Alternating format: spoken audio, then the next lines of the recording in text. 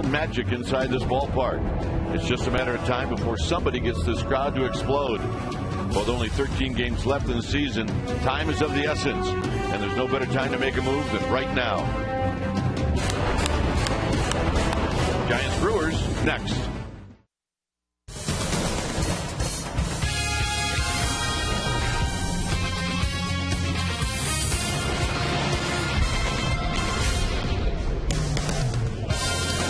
We've got Sunday afternoon baseball here at AT Park. This is the final game of this homestand and of this series, Brewers-Giants. Hi again, everybody. I'm Dwayne Kuiper. Alongside me is Mike Krukow.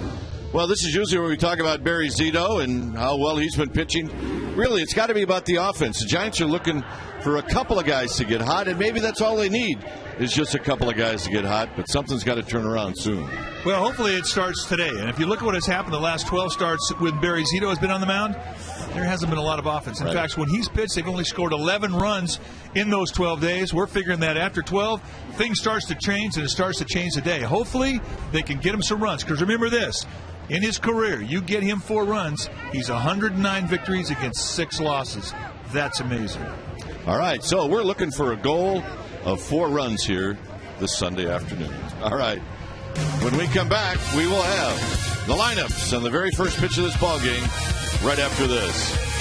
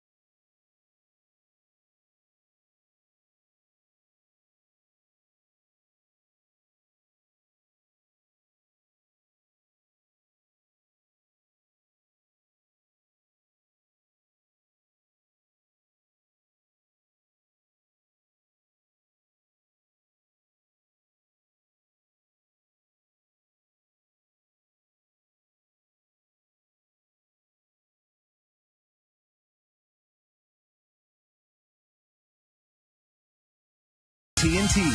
Find out what's possible with the nation's fastest mobile broadband network. AT&T. Rethink possible. And by Toyota. More people say yes to Toyota than any other brand in California. Learn why at your Toyota dealer today. We are at AT Park as we get ready for the final game of this series. Our game time weather is brought to you by the Santa Cruz Beach Boardwalk. The admission-free boardwalk is open this weekend. 69 degrees here at the yard. We got light winds, 71% humidity. It is overcast. All right, let's take a look at Ken Baca's lineup, brought to you by Southwest Airlines. Weeks, Hart, and then Ryan Braun.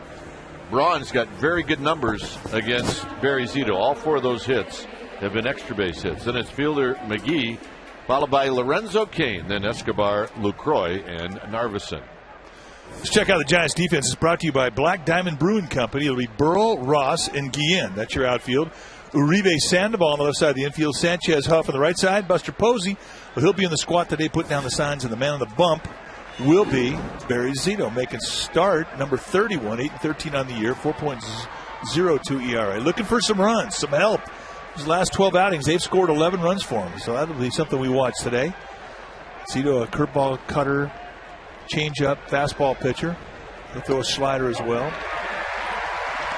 Fastball going up between 86 and 89 miles an hour. And lifetime against these Brewers, 1-3 with a 5.89 ERA. Weeks 3 for 9 in the series. 1 ball and 1 strike. He's 3 for 10 against Zito. Weeks, Hart, and Braun. 3 very good right-handed hitters against Zito. And this is bounced off the glove. It caroms to Uribe, and Uribe is going to throw him out. Had a number of those on this homestand, and it takes a strong arm to make that play, and Uribe's got one. Well, if he doesn't have a cannon, he has no chance. Weeks can run, and from the right side, he gets out of the box fairly well. Ball deadened by Zito. Nice redirect to the route of the ball. Catches it on the backhand, and this is our Ultramo, brought to you by your Bay Area Hyundai dealers. And there's the strike, and indeed, Ricky Weeks is cabbage. Here's Corey Hart, who takes a ball. Kerwin Danley is the home plate umpire.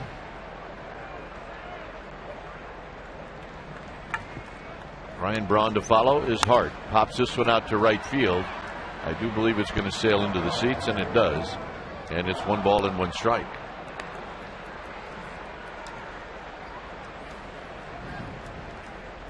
Brewers have won the first 2 games in this series. There's Eddings, DeMuth, and Bucknor, along with Kerwin Danley.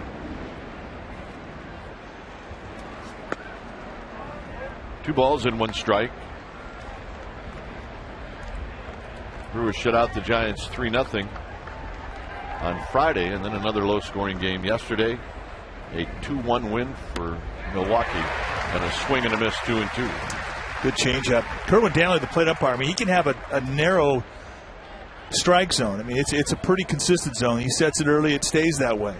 He'll give more of the outside corner to righties, more of the inside to lefties. That's the side of the plate he's generous on.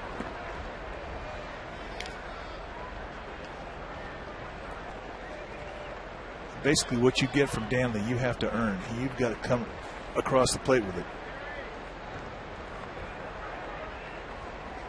2-2 to Hart. Pulled on the ground, foul.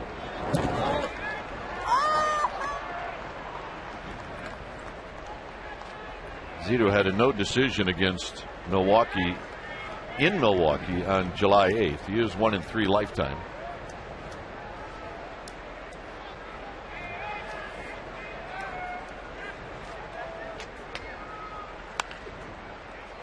This is rolled out to Freddie Sanchez, and Hart is retired. What do you say we take a look at our Toyota keys to the game? And first of all, let's open up a can of offense. What do you say? Giants have been struggling with the bats. Today would be a good time to do it. Oh, by the way, let's get Zito some runs. You mentioned 11 runs in the last 12 starts. Yeah, that's not a lot. And by the way, do we fail to mention? Let's score some more. Those are our Toyota keys to the game.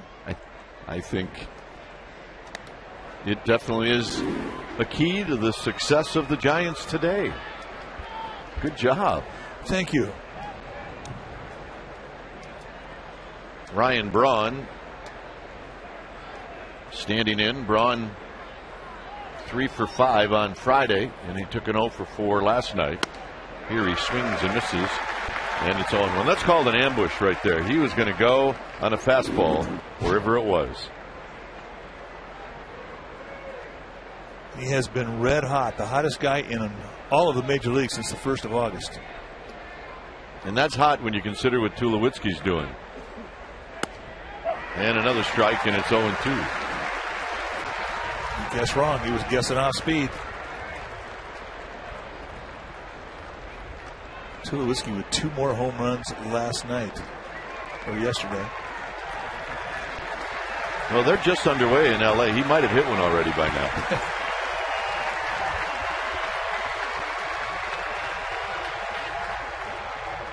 I think Zito wants to throw another fastball. Posey called it curveball, then he called a slider.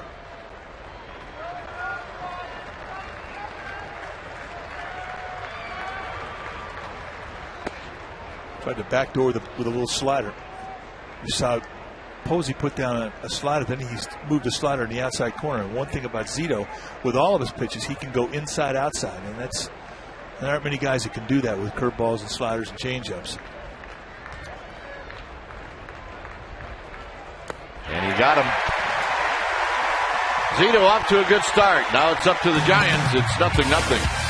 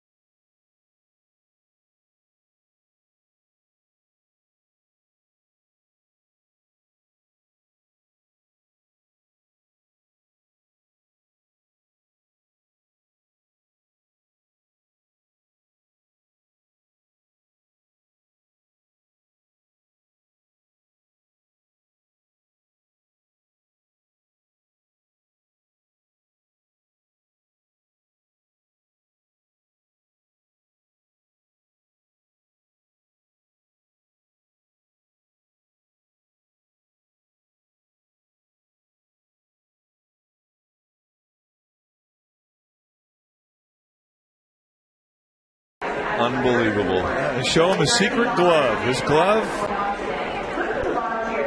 he's got it on backwards. Batman revealed.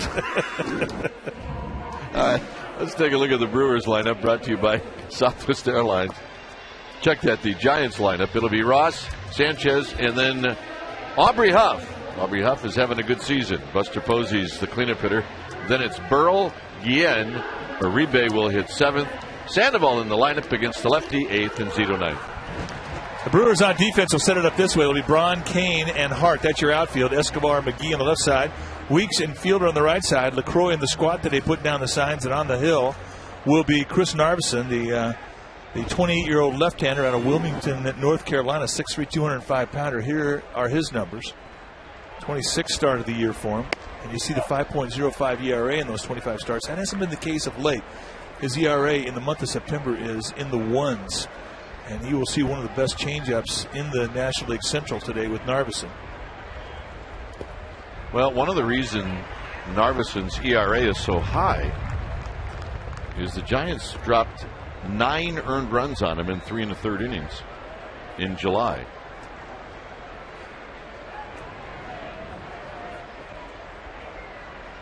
The 1-1 to Cody Ross. Ross hits a high drive to left. Braun may have a beat on it at the wall. He leaps and he caught it. An unbelievable catch by Ryan Braun in left field.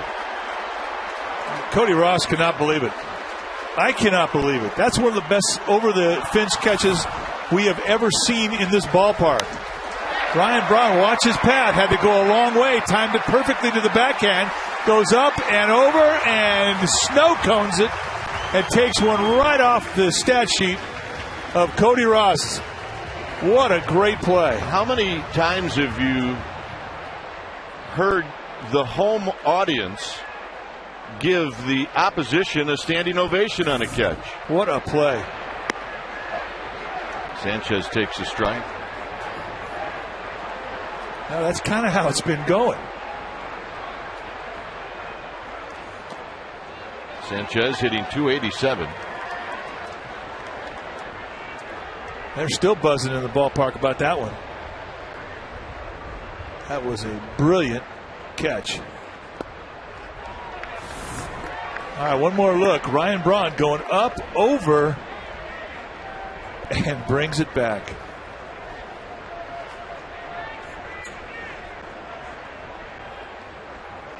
He will never make a better play than that one.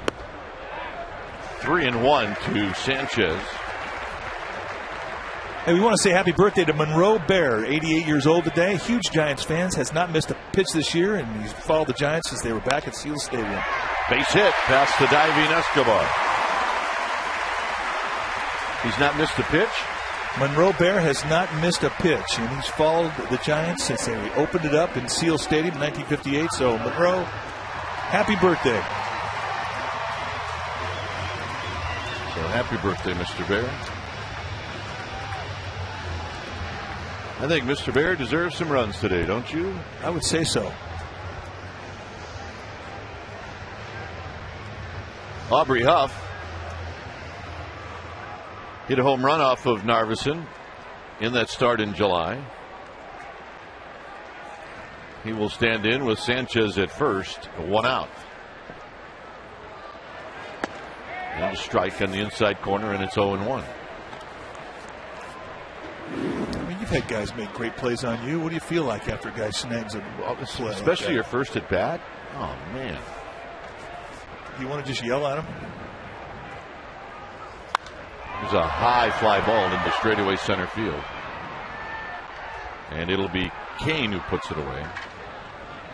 I don't know. I think maybe running him over in your car is more. Well, I guess the thought would cross your mind. Buster Posey hit a home run off of Narveson.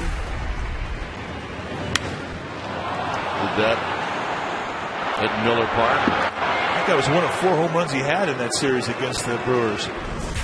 He really had a great series in Milwaukee against them. Here he takes one wide, 1 ball and no strikes.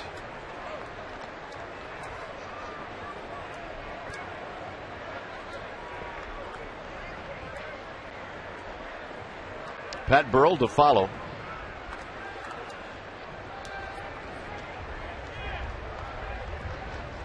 And a strike at the knees. 1 ball and 1 strike.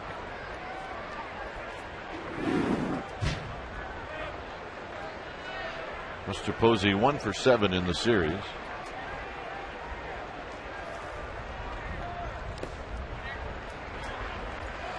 See Jonathan LaCroix do that all night last night.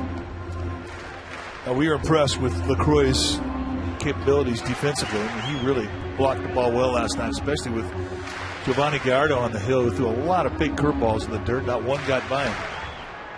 Good catch. And a shot into left field. Braun is not going to get this one. It's up off the wall, and here comes Sanchez. And Sanchez is going to be held with Burrow coming up. Well, right now, Narveson's not fooling anybody.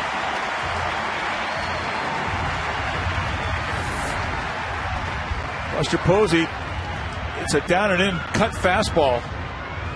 And you can see the route to the ball so quick. And Bob is such a consistent lead in his swings. He really keeps that bat head back to the last instance before he starts to throw. And when it comes through to make contact, it is loaded with steam.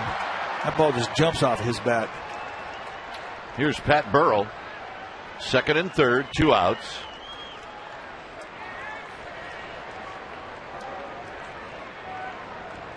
And Burrell takes a strike with Jose Guillen on deck. Burrell has faced Narveson twice. He's 1 for 2. He had great BP today, too. All he was doing was going right back up the middle, one after another.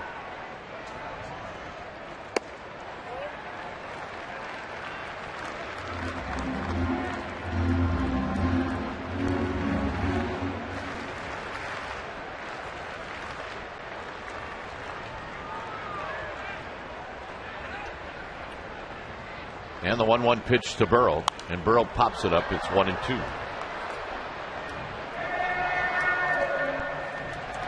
They are on the rail, both teams.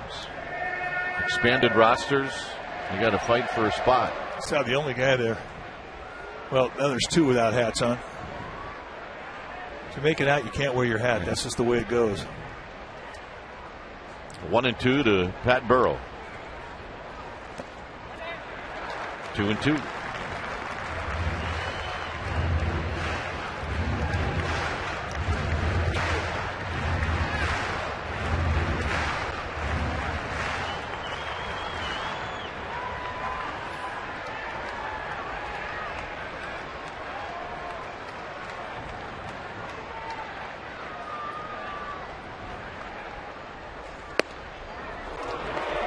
Wow. And right away, LaCroix turned around and is asking Kerwin Danley, what does this guy have to do to get a strike? That is a perfect pitch. See, Narveson had to lean back to the dugout, and everybody was moving in the Milwaukee field. I wouldn't take it again. No, I think he missed that one. 3-2. And the walk, and Guillen's going to hit.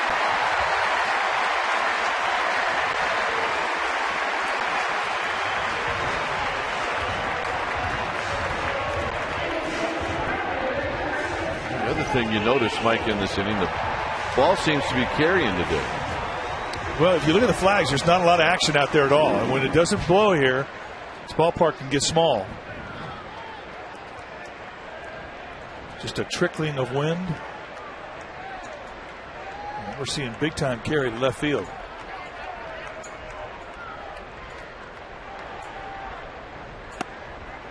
One 1-0 to Guillen. Guillen has never faced Narveson before.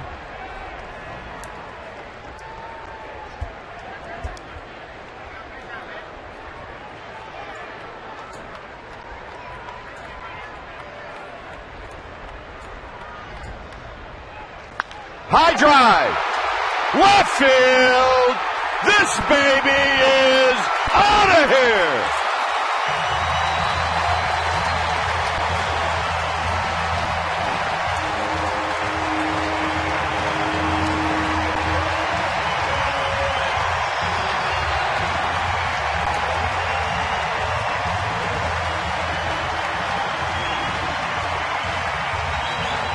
There might be some people watching at home that were here Friday and Saturday. They may be standing and cheering right now. He got every bit of that one, folks. That felt good.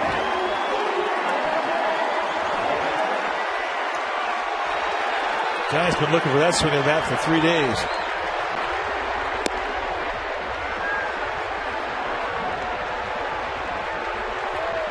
Fifth career grand slam for Jose Guillen. And that lit this place up. Just shows you how the fine line between putting a 0 up there on the board as opposed to putting 4. Yeah. How about a missed call on a pitch? That pitch is down low. 1-2. Chris Narveson in a 2-2 fastball he didn't get. Winds up walking Burrow, and boom, a grand slam to Guillen. And the Giants finally take the lead in the series.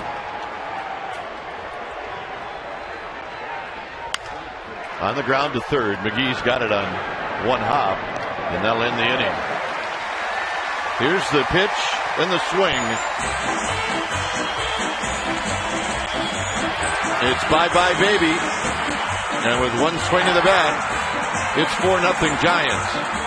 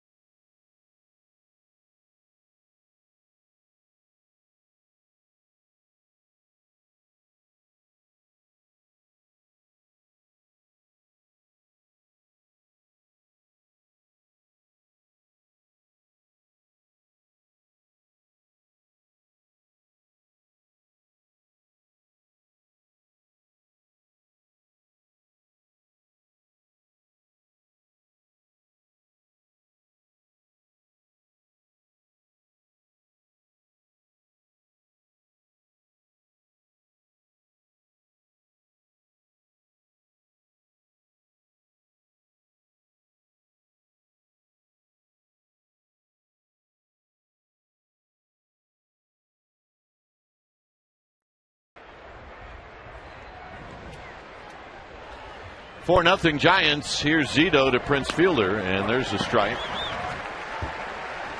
Well, Jose Guillen got Barry Zito his 4 runs. Yeah, we mentioned that in the open.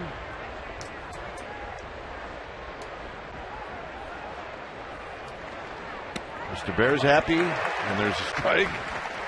It's 0-2.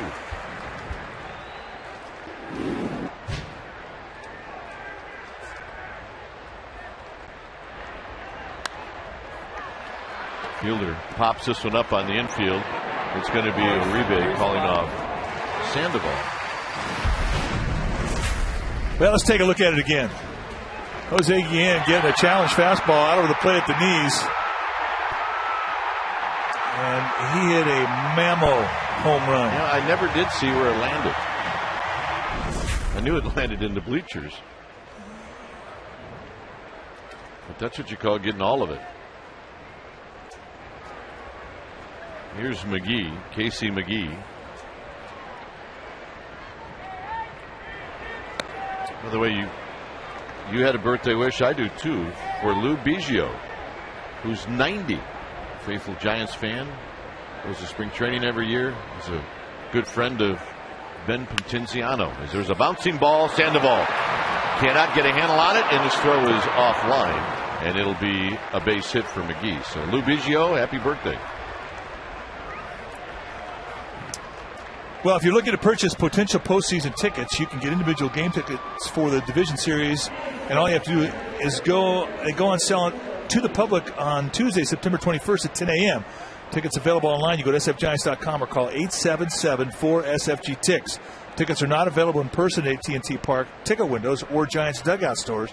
Limited amount of tickets are available for the Division Series only. Again, tickets are sold at sfgiants.com or call 877-4SFG-TICKS. That's how you do it. Here's Lorenzo Cain, who takes a strike. First time the Giants have seen Cain in this series. He's an all-star in the Southern League this year.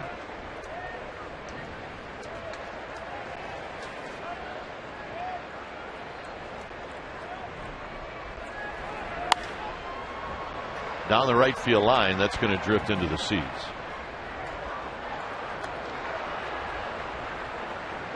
Hit .299 in AAA. AA .324. Brewers like this kid a lot. And Ken Maka giving him some at-bats this afternoon. 1-2. I mean, it's hard to find at-bats for your young players this time of year if you're a skipper and you're playing teams who are in contention, because you know the Colorado Rockies and the San Diego Padres, they expect Ken Maka to play this game like it's the World Series. You see the numbers for Zito, and you get him 4 runs. Hit out to Pat Burrell.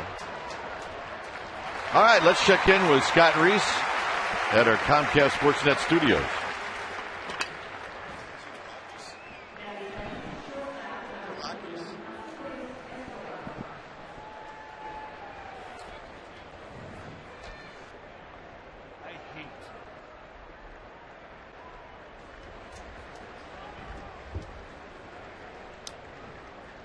All right, thanks, Scott. Here's Escobar, the young shortstop.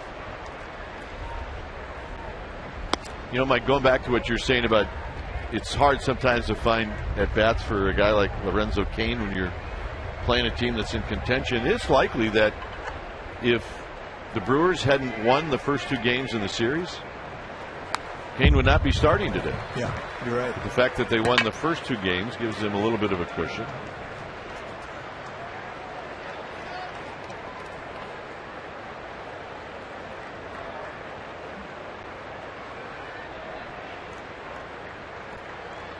Ken Maka's been through this before. He's been on the other side as well.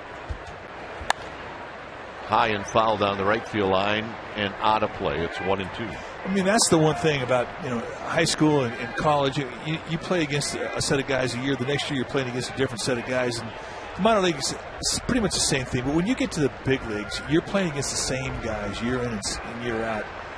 And you watch how teams play. When you're contending, they're not. They're playing against somebody you're contending with. It went off the top of Posey's glove. It'll be a pass ball. And if that team does not respect the game of baseball, basically, and throw out their best effort against the team that you're contending with, that's something you don't forget. Ever.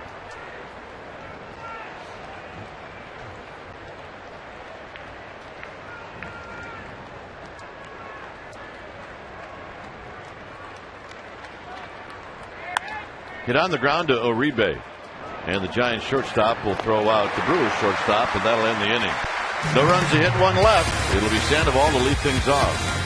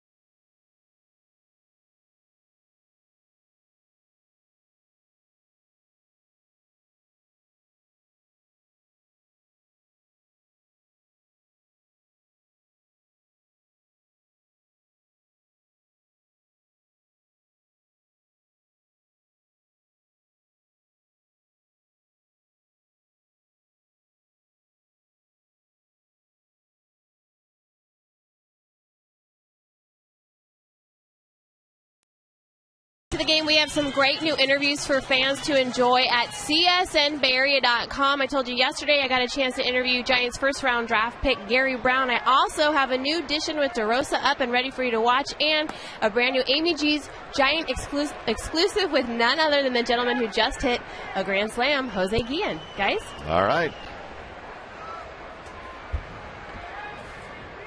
Here's Sandoval in the 0-1 pitch. We need that Amy G's blog on following her around Chicago. That's right. Amy G's going to be on this road trip. Chicago, Colorado. Sandoval skies this one into shallow left field. And it's Kane who puts it away.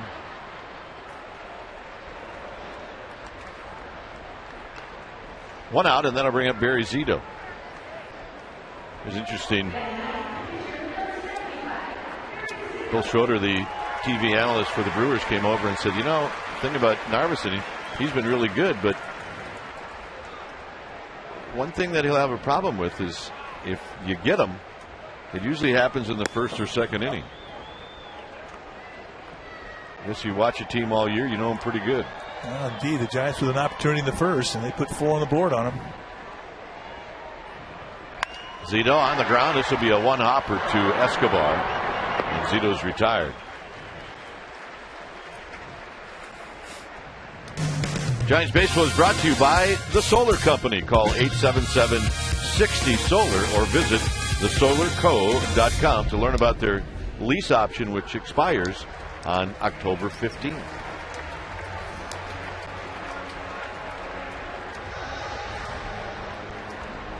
Here's Cody Ross, when it was all said and done. The great catch by Ryan Braun. Well, it's certainly not forgotten about, but it's kind of lost in the grand slam. There's a pitch down low. A grand slam by Jose Guillen.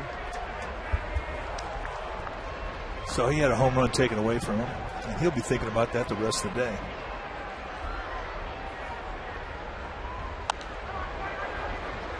I mean, even if he hits a home run right now, he's going to think, you know what, I could add 2. Yeah, it's true. And here was the brilliant defensive gem that Ryan Braun put on to take one away from Cody Ross. And then he had to snow cone it as well. That's just a great play. Well, if he were to hit one now over his head into the seats, he might actually just take a little yell at him. Catch that one? Yeah. 2-2. There's the good changeup. That is the bread and butter of Narveson.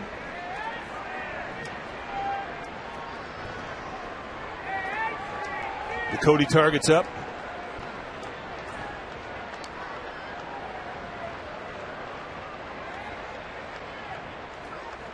Got him.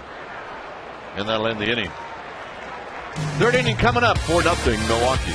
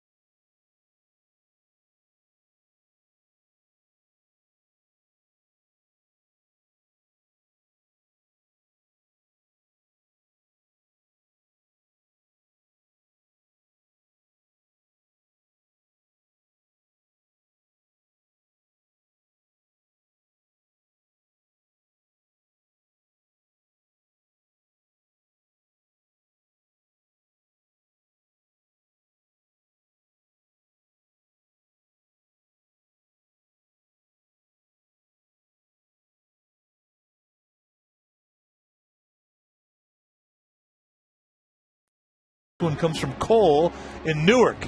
How do you guys feel about the possibilities of expanding the wild card?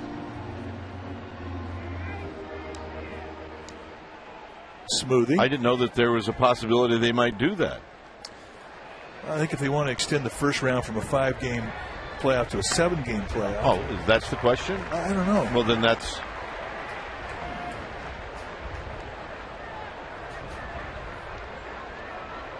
Here's Jonathan LaCroix. LaCroix skies one to left. It'll be Burrell moving over towards the line. And now he stumbles a little bit on that mound, and he puts it away. Well, they're telling us there was some talk about maybe expanding to a couple extra teams in each league. With wild card entries. So I guess what that would mean then is postseason would go into around Thanksgiving. I think if they're going to expand the playoff format, they have to cut games off the regular schedule. But I kind of like the system the way it is right now. I think that it should be hard to get to the playoffs. I mean, I don't like the fact that basketball has so many qualifiers for the playoffs, or hockey has so many qualifiers for the playoffs. Narveson can hit a little bit. There's a strike. But having said that, I mean, it's obviously a hit in the NBA and the NHL. And every time they do expand the playoff roster, it just seems like it does get better. I mean, remember the controversy when they had the wild card added, and it's a huge hit.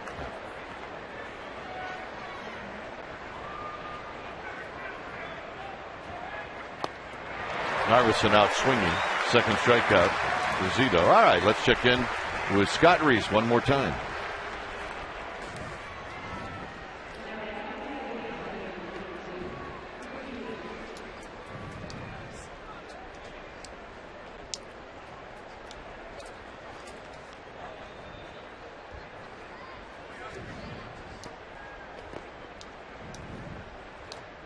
All right, thanks, Scott. Scott finally with some good news. Here's Ricky Weeks.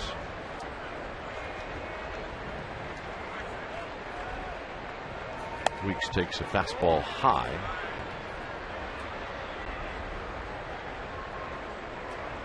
Weeks hit into a 1-6-3 put out in the first inning. By the way, happy birthday to your kid who's standing next to us, Chase Kruko. Chase turning 23 today, and that's a good thing.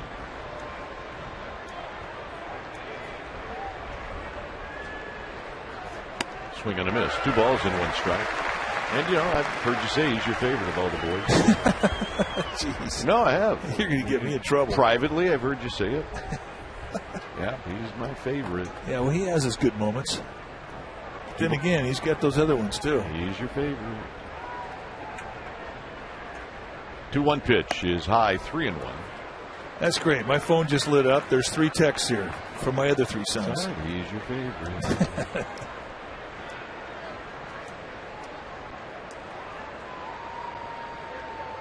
Corey Hart to follow should Weeks reach. 3-2. Who's your favorite? The last one to take out the garbage. That's a fact. And if that's the case, I have no favorite. Tessa. My daughter. 3-2 pitch coming up to Ricky Weeks. And he walked him with a high fastball. First walk issued by Zito.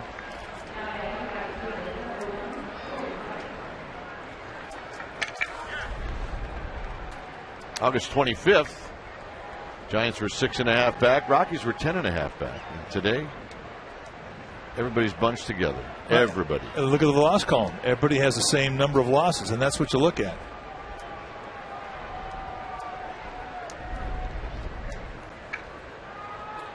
Corey Hart rolls it foul in front of the Giants dugout. Well, way back in April, we promised that this division was going to be a great race in September, and it certainly has been that. And these next couple of weeks, they're going to be entertaining. I mean, there has been some major league torture here the last few days, but not just in one city. This will slice into the seats. Ooh, nice play out there. Some fan, smart, brought his glove, made a great snag. I want to encourage you, if you come to a ball game out here, bring your mitt.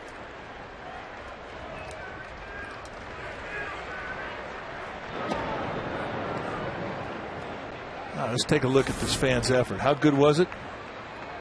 Very good. And for that guy, that ain't his first fly ball. Nice play, Meat.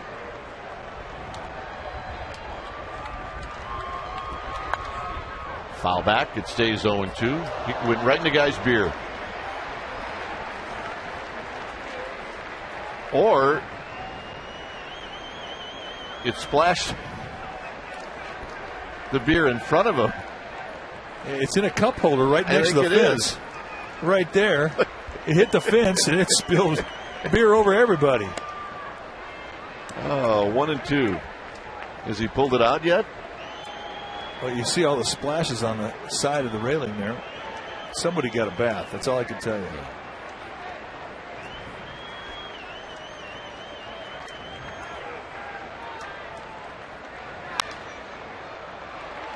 Cody Ross camps underneath this one, and that ends the inning. This is the guy that got the shower, but he's okay. He's a Sharks fan. Go Sharks.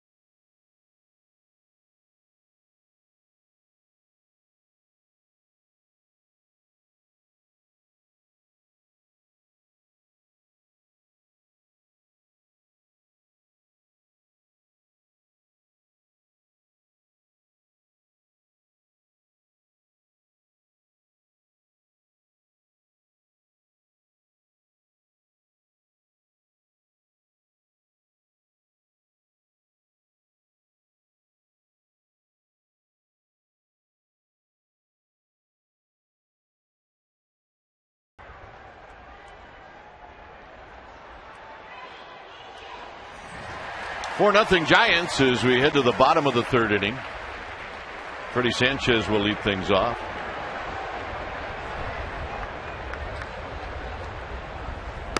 Sanchez takes a strike.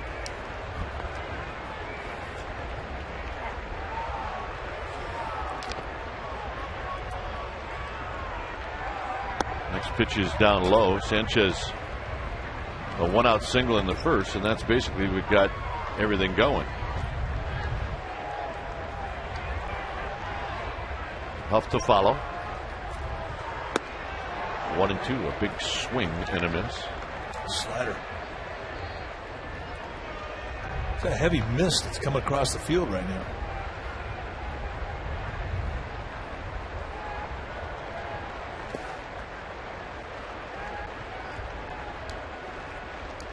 See, it's starting to put a little moisture on the lenses of our cameras.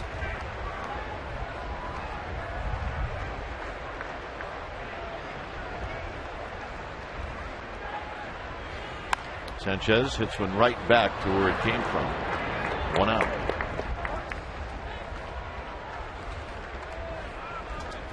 Wednesday, September 29th, the D-backs are in town. It's the annual Oktoberfest at the ballpark. You need a special $25 ticket. This is one of the most popular events of the year. Get your tickets before they sell out. 415-972-2298. Here's Aubrey Huff, who hit a fly ball to center field in the first inning.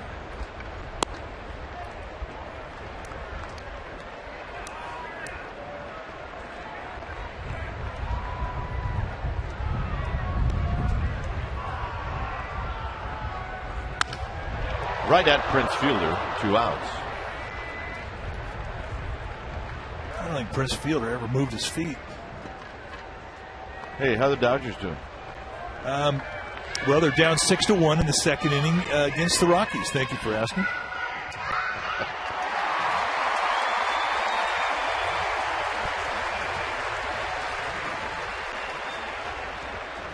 Telling you.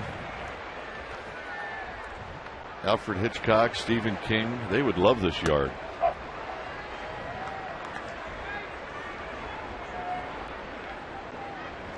Rockies 6 runs against Clayton Kershaw. Here's Buster Posey, who doubled off the wall in the first inning. Is that the same Clayton Kershaw? Nah, couldn't be. Not the guy we saw. Kershaw beat Zito 1-0. That was the opening game of this homestand.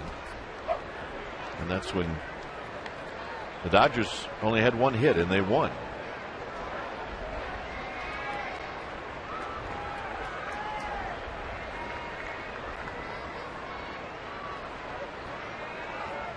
Posey fouls it at the plate to stay alive. He might have got a piece of LaCroix, the catcher of the Brewers.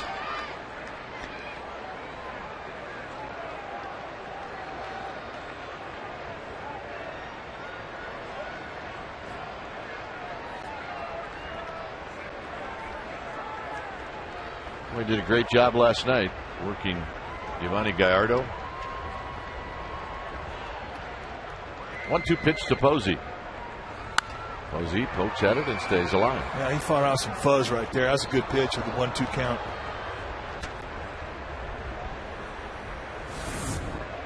They set up in that outside corner, kind of backdoors a little cutter. And you can see it kind of took some swing away. Fight it off to see another one.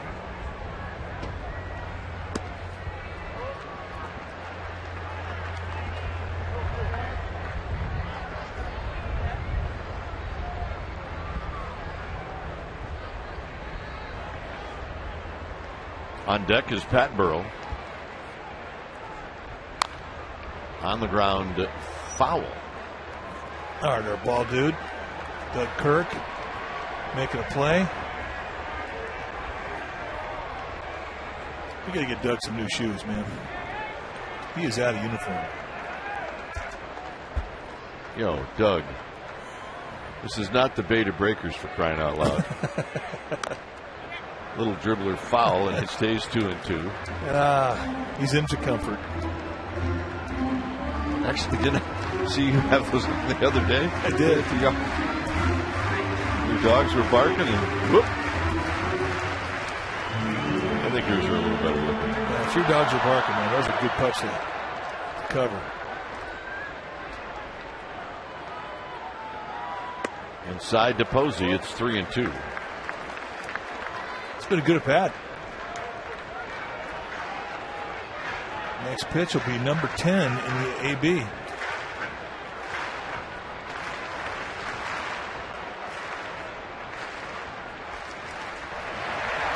Posey, who will work a hitter, takes the walk.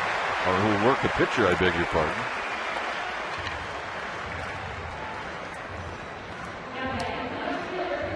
Here's Burrow.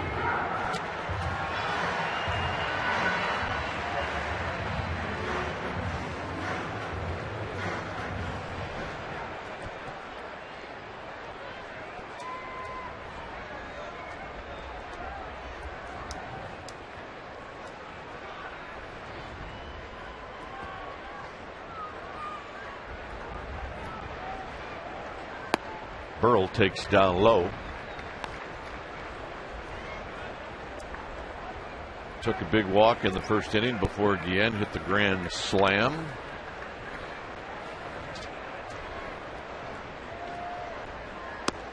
Inside corner, a ball and a strike.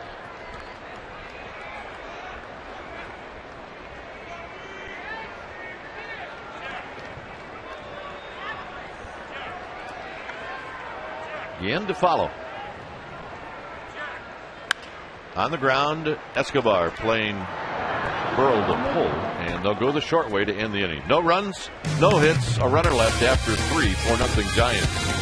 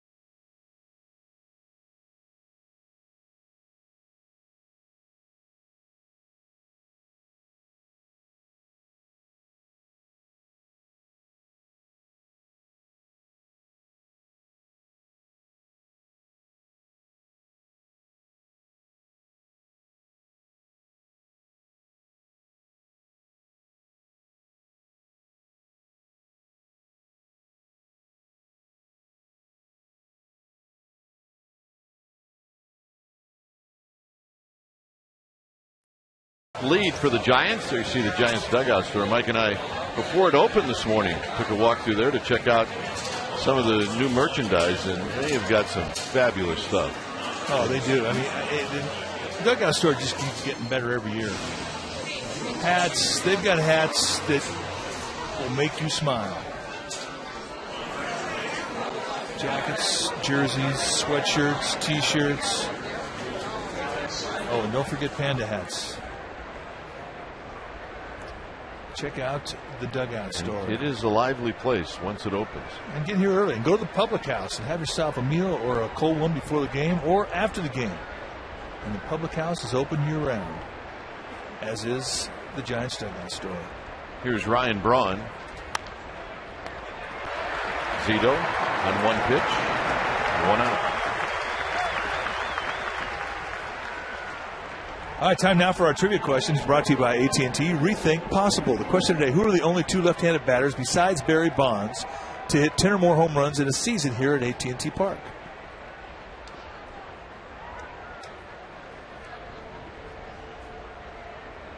Here's Prince Fielder.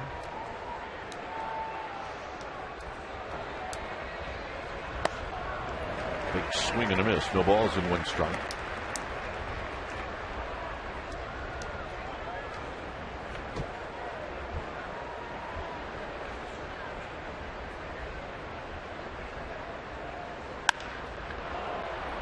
Pat Burrell moving again over towards the line. 2 outs. Pat Burrell has good hands. What he gets to, he catches. He does.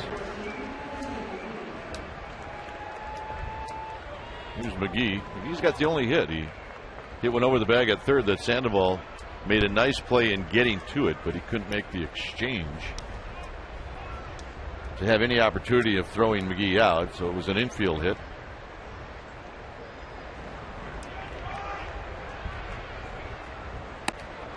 And a high fastball, and it's 0-1. Day off tomorrow. Giants will depart around noon for Chicago. 3 night games in Chicago. And then 3 games in Denver.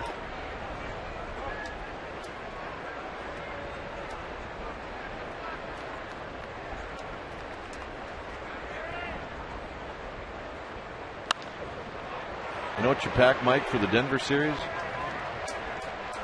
What's that? Rolaids. Lots of them. Jose Guillen's going to lead things off. Zito, a 1-2-3, 4th inning.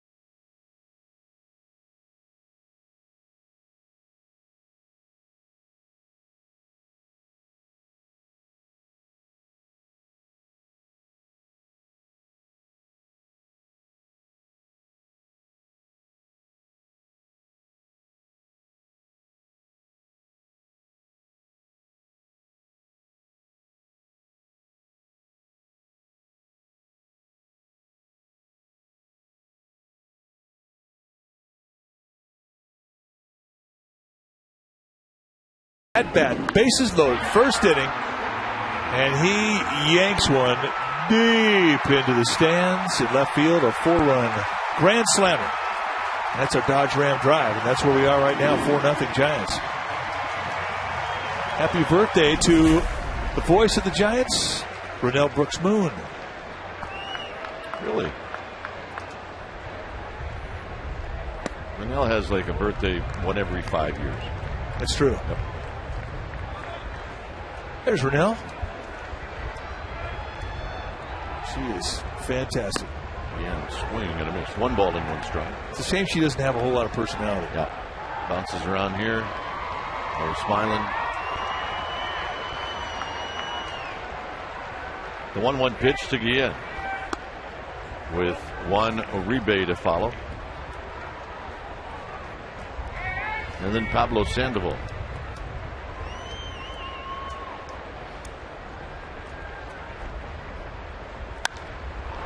Hit out into center field.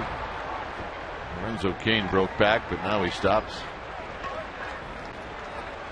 Now we're going to ask and answer our trivia question brought to you by AT&T. Rethink possible. Who are the only 2 left-handed batters besides Barry Bonds to hit 10 or more home runs Ray Durham in AT&T Park? Well, we have JT Snow. 10 in 2000. Aubrey Huff has done 12 this year. There's JT Snow. Here's Uribe. So I was off, huh? Well, that was a good guess. JT here at the ballpark working radio today with Dave Fleming on KMBR.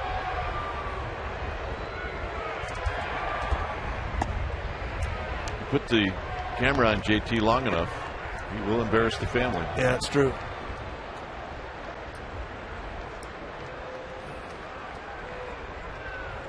Yeah, still a heartthrob. Uribe skies this one into right center field. It'll be Corey Hart who puts it away. All right, let's check in one more time with Amy G. All right, Dwayne, you guys mentioned that Division Series tickets go on sale this week. If people are looking to maybe make plans a little farther into the future, now they can, because the Giants 2011 schedule has been released.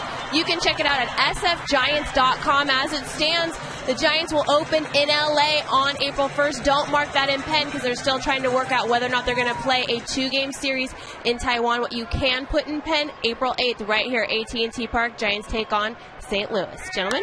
Sandoval pops this one down the right field line and out of play. And also follow Amy G on her, what is it, her Twitter account? Her Twitter account? Yeah. Should be tweeting from Chicago and Rush Chicago. Rush Street. Yep. Wrigleyville. Sandoval shoots one down the right field line. Foul. All right, her account is at Amy G Giants.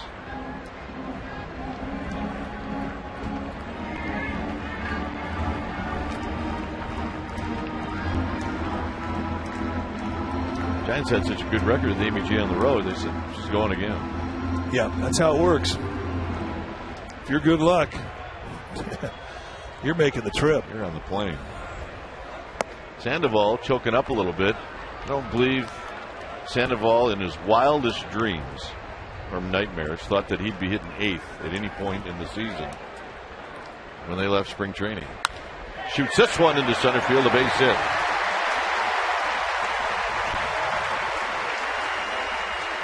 He choked up a little bit, and I believe he shortened up his swing a little bit. Well, he has to make some adjustments, especially from the right side. He's not had a good year against lefties. A little backdoor breaking ball, and I think the important thing, too, is he doesn't try to pull it. Just take what the pitcher gives you. If he's going to backdoor that big breaking ball, the only way you're going to beat that is to go the other way, and that's how he beats it. Here's Zito. Zito bounced out to Escobar in the second inning.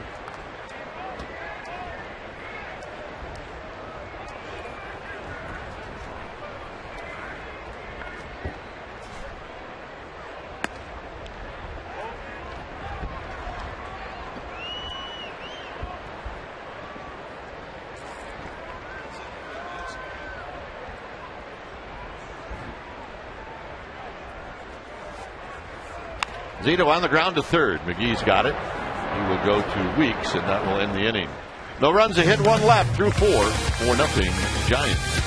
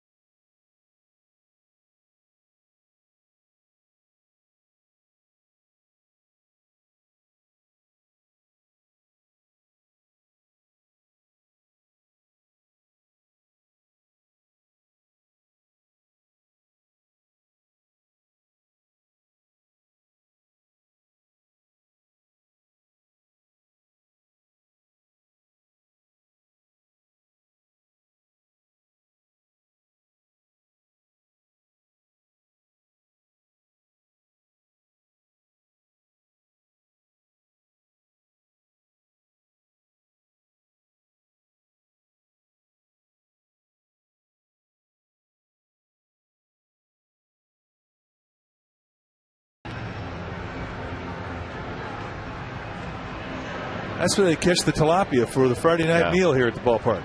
And the Giants on Friday night here in the press room have McCovey Cove tilapia. Fabulous. A little muddy, but if you put enough tartar sauce on anything, it's going to taste pretty good. That's the key. 3 pieces of fish, 3 jars of mayonnaise.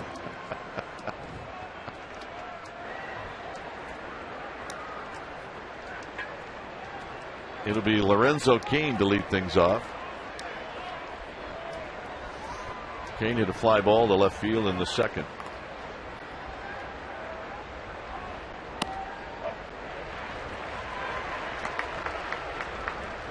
Escobar to follow. And then Jonathan Lucroy.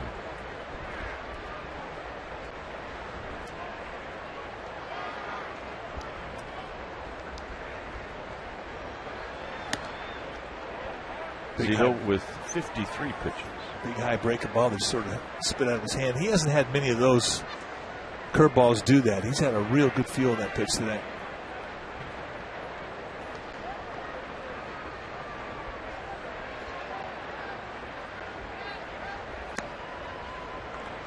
Two balls and a strike. If you just joined us, Jose Guillen in the first inning hit a grand slam. And relaxed everybody, including Barry Zito. Out of play, 2-2.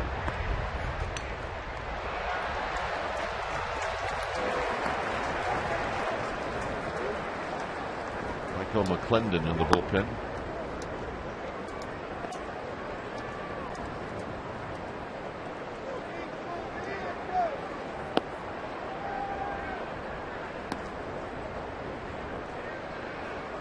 And now timeout is called by Cain.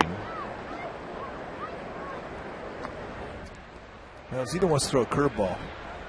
And it took him about 5 signs to get to that curveball sign. And now Posey says, "No, let's go fastball in." Burrow drifting over to his left. 1 out. Puts that cut fastball right on the hands. It's so difficult to really square it up. I mean, you see it coming in and your eyes get big. You're thinking, yeehaw, daddy, this is a good one to hit. And by the time the bat head gets to it, it runs up the bat, and it's a lazy fly ball to left. I mean, really, it must be fun if you get a pitcher and a catcher that are just in sync, on the same page, bang, bang. It's got to be fun. Well, it is fun. That's why it was kind of unusual. The last pitch, it took Posey 5 to get to the curveball, and then Zito stopped. They started over, and he went back and threw the pitch that Posey initially called, the inside fastball. So Posey made Zito think. He changed his mind, went with the catcher's instinct, and they get the out. A quick 0-2 to Escobar. And that's a good sign. When you have a guy out there who's got the experience like Zito, and all of a sudden he's on a pitch mentally, and a catcher suggests away from that pitch, and he thinks and says, you know what, this kid's got a pretty good idea. He throws the pitch, gets an out. In his mind, Buster Posey's credibility just went up.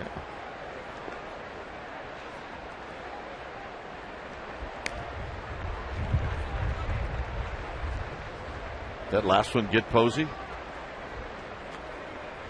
He just took the mask off. Well, that's why he wears that hockey-style mask. It's for backswings when guys come around. Well, I think, Mike, he got it, if he did, in the front.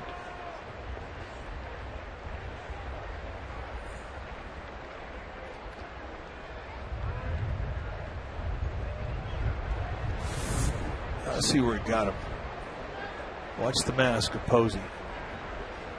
He leans in to try and get that ball in the dirt. I don't think it got him at all. Could have been some dirt. Some dirt flew up in his face.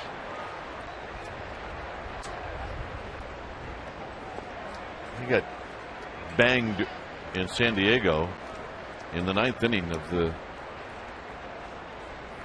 second game in that series, and the Giants were really careful with him. This is hit high and fouled on the right field line and out of play.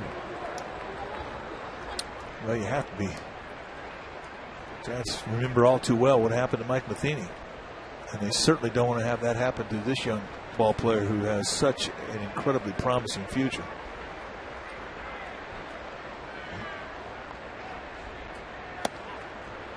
We did find out one thing. The area around the field, the synthetic surface, which is the warning track that goes all the way around this field, is going to be replaced this year. And they're going to replace it with dirt. Sandoval gets the grass cutter, and he throws him out. Hey, Escobar doesn't give you a lot of time, does he? He does not. Plus, he kind of leaned out, so he had a pretty good head of steam coming out of the batter's box.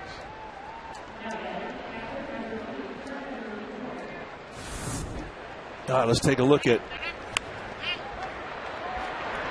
the speed from Escobar. 4 flat from the right side. And that was sniffing it out. If you're sniffing a hit, it's going to be a little quicker. And Croy takes a strike.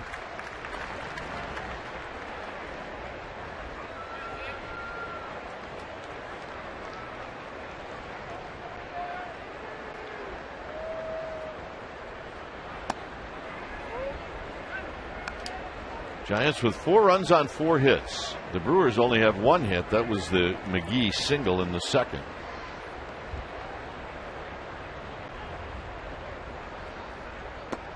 Breaking ball misses. It's 2 balls and a strike.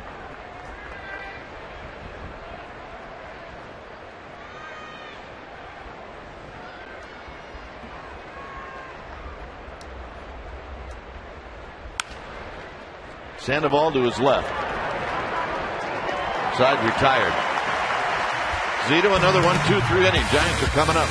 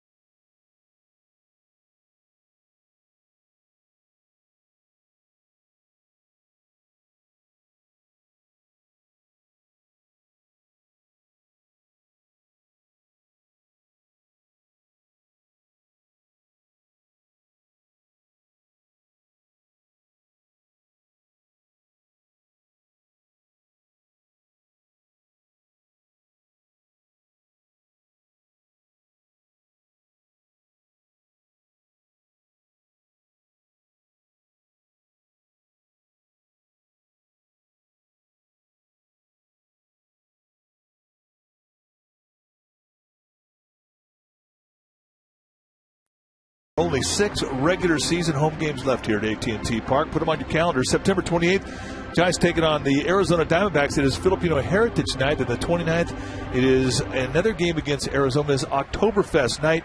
And then October 1st, the San Diego game, Orange Friday. Be part of September baseball. Game on. And how do you do it? Go to sfgiants.com. Here's Cody Ross, 4-0 Giants. Ross takes low. Ross robbed of a homer in the first, struck out looking in the second. Narveson with only 1 strikeout, and it was Ross who got caught looking.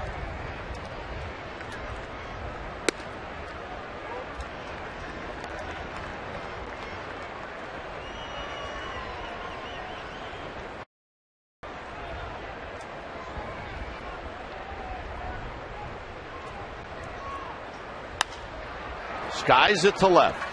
Here comes Braun. 1 out. Sense a little frustration there with Cody Ross after the swing of the bat. He kind of flung his bat away.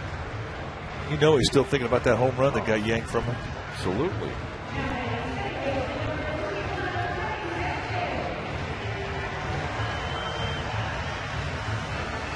Pretty Sanchez, 1 for 2.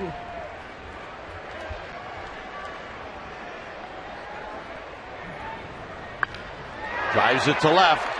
Braun will reach up and make the catch. Ball squared up.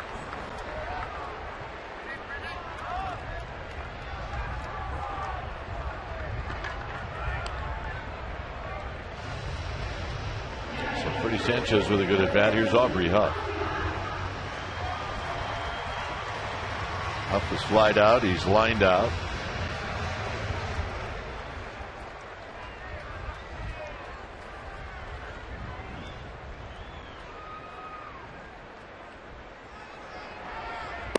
And he looks at a strike.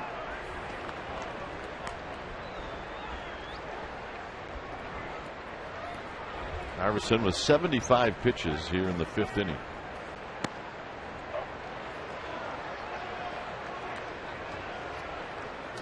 Big breaking ball. Stealing quick 0-2. I was going to see another one.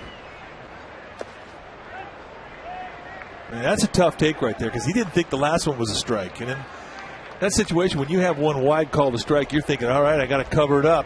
I got to protect and get out after it. Iverson threw an excellent 0-2 pitch.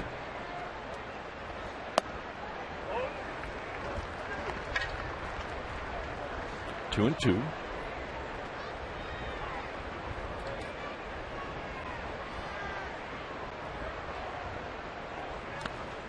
Oh, 2 to 3-2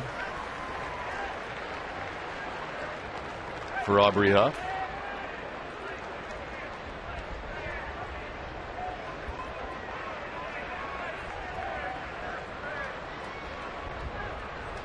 And the payoff coming up. And Huff shoots it foul. I mentioned earlier that Huff hit a home run off of Narveson in Milwaukee. This was it right here.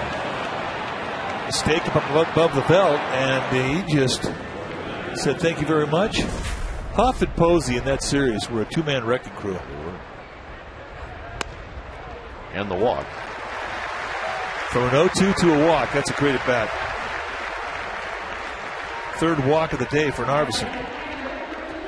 And just about all of those walks have come in similar fashion, where he's gotten ahead, quick 0-2 or quick 1-2, and then he lost them. So the Giants are having some great at bats today. And that's why Narveson has 81 pitches here with 2 outs in the 5th.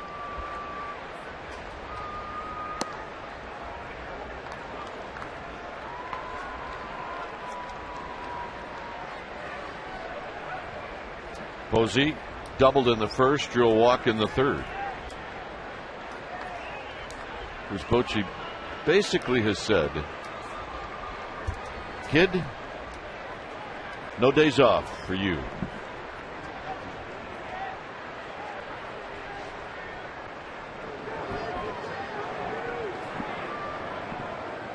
So Buster Posey will be in the lineup the rest of the way. Michael McClendon will be coming into this ball game, I would imagine, next inning. Iverson's spot in the lineup due up first. 1 ball and no strikes to Buster Posey.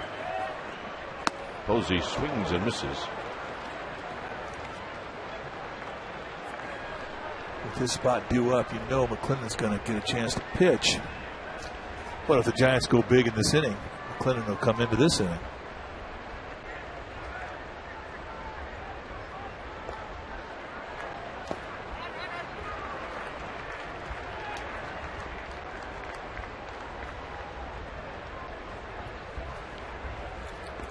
Pat Burrow watching from the on-deck circle. 4-0 Giants.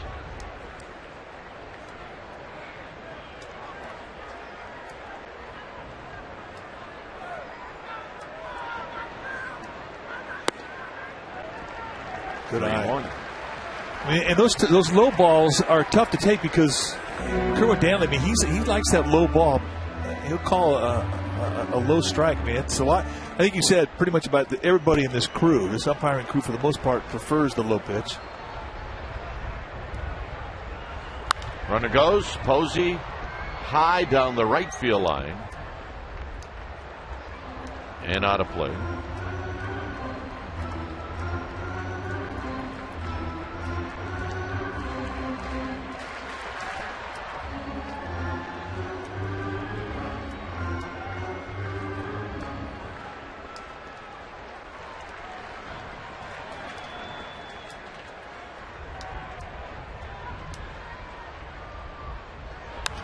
Posey again digs it out and shoots this one into the club level.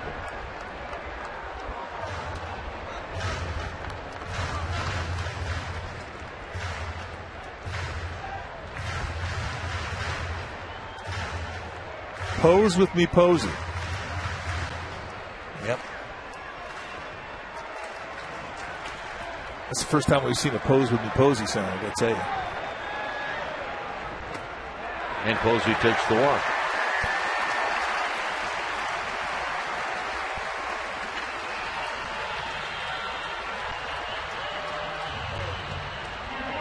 Ken Maka on the first step, leaning. And they're waiting for McClendon to give him the hat sign, and there it is. You got the triple hat sign. Everybody down there lifted up their hat. When you get the triple hat sign, as a pitcher, you know your day's done. When it's time for a change, think Speedy Oil Change and Tune Up, your oil change tune-up and smog experts. We'll be back.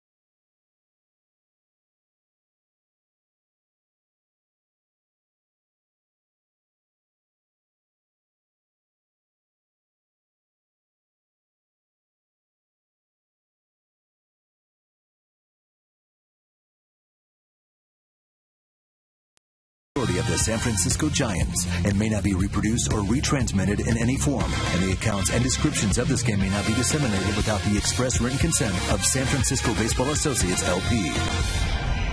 So Pat Burrell is going to lead things off. It's a 4-0 lead for the Giants. 2 runners aboard. Mike McClendon is on the hill.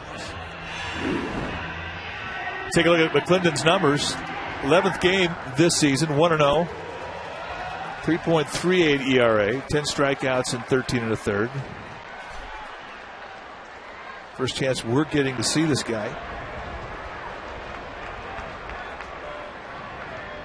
And Burrell takes down low. We're seeing a little sunshine for the first time today.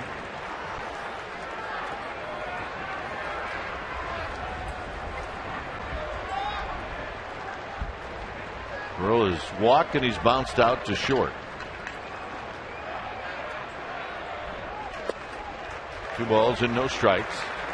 This inning started out with 2 quick outs, but then Huff and Posey walked, both with good at-bats. Yen is on deck.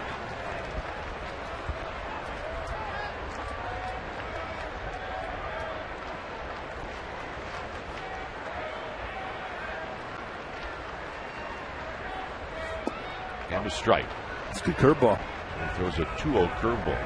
McClendon made his major league debut against the Rockies on the 14th of August, and in that game he pitched 3 perfect innings, 9 up, 9 down. He's the first pitcher in Brewer franchise history to ever retire the first 9.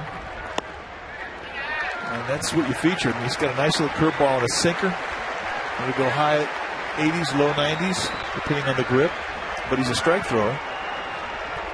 And he can get you ground balls.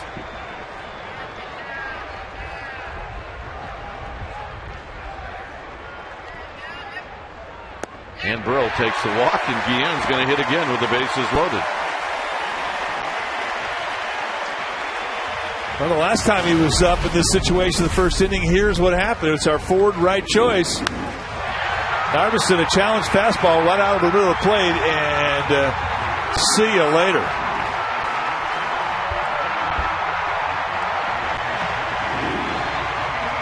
For Jose Guillen, his 5th grand slam of his career. And he's got an opportunity to do it again right here. And he has been swinging a hot stick the last several days. First pitch to Guillen is in the dirt. 1 ball and no strike.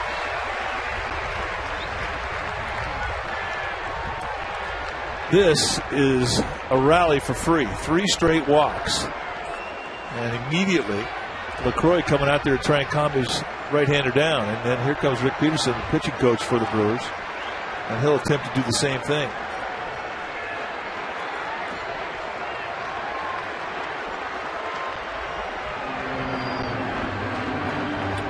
Well, there are many hitters that will tell you once the pitching coach comes out, that first pitch is going to take a whack at it. I mean, seriously, a lot of guys will do that. They'll look fastball after a pitching coach comes out. Basically, I think Peterson was up there killing a little time to give Todd Coffey a chance to get loose. But I think the speech would go something like this. Well, don't give me anything good to hit. Don't walk him, kid.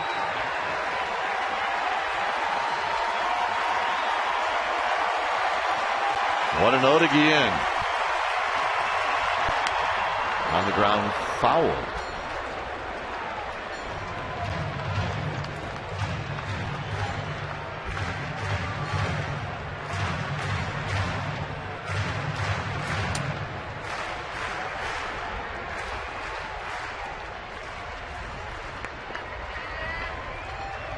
Bases are loaded, 3 walks. Inside corner, 1-2. Huff is at third, he walked. Posey at second, he walked. Burrell at first, he walked.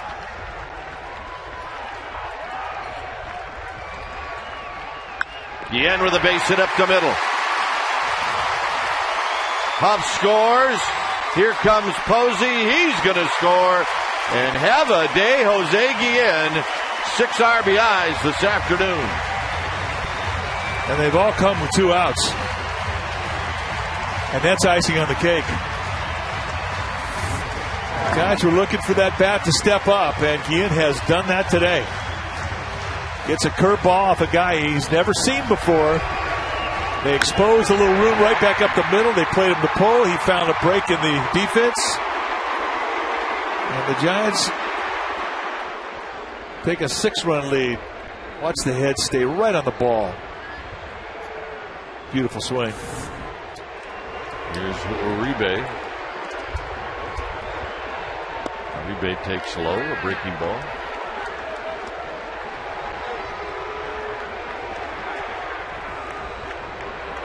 Uribe is bounced out and he's flied out.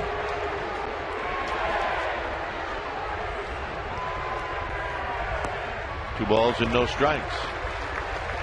And Mock is starting to get a little concerned in that bullpen, or in that dugout.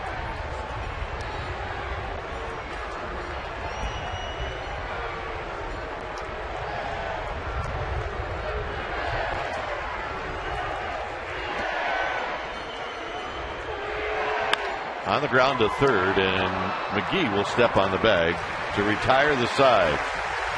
2 more runs for the Giants, 6-0.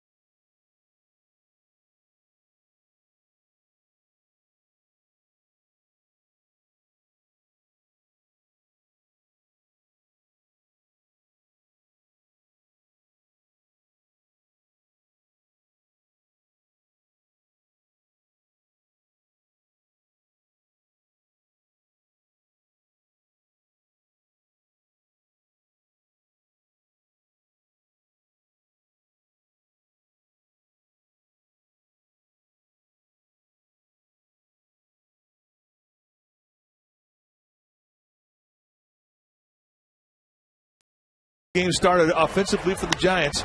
Chris Narveson throwing a high fastball. Cody Ross thinking he's got one in the home run calling, and Ryan Braun said, one of the best defensive plays we've ever seen at this ballpark, and he took one away from Cody Ross. That's a Coors Light Freeze Cam brought to you by Frost Brewed Coors Light, the world's most refreshing beer. Luis Cruz is the pinch hitter. And he sees one pitch, and he skies it out to Jose Guillen.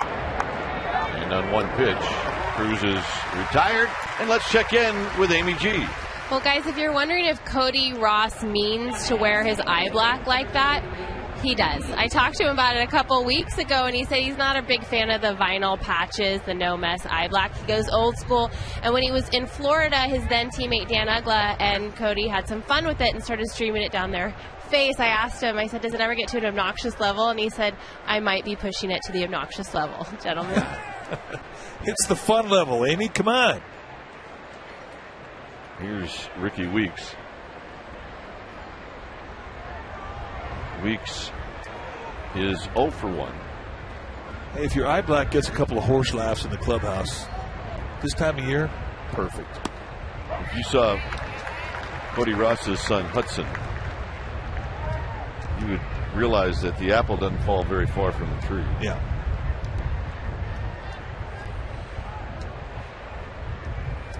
Oh, 1 pitch to Weeks. Make it 0-2. When we were in Florida, and Cody Ross is still with the Florida Marlins, we were coming out after the ball game, and we saw Hudson, who had come to the ball game with Mom in Mom's car, and Cody says, "Come back with Dad. We'll come back in my car. We'll go home." And he was not cooperating. He let out a wail that we'll never forget. He wanted to go back with Mom, and it was pretty entertaining. And we each shared that story with Cody, and I think he remembered it. The 1-2 pitch to Weeks, and Weeks lifts it out to Burrow.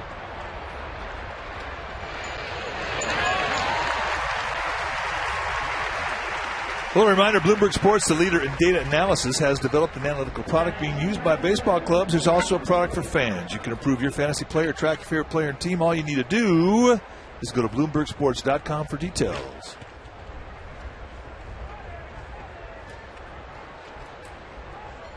Here's Corey Hart.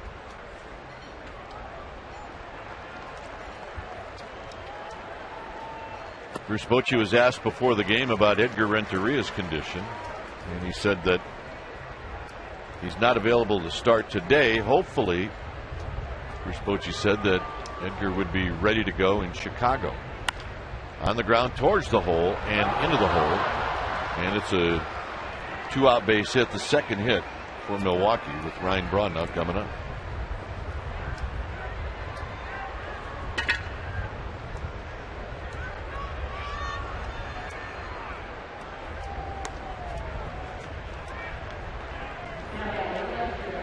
Here's Braun.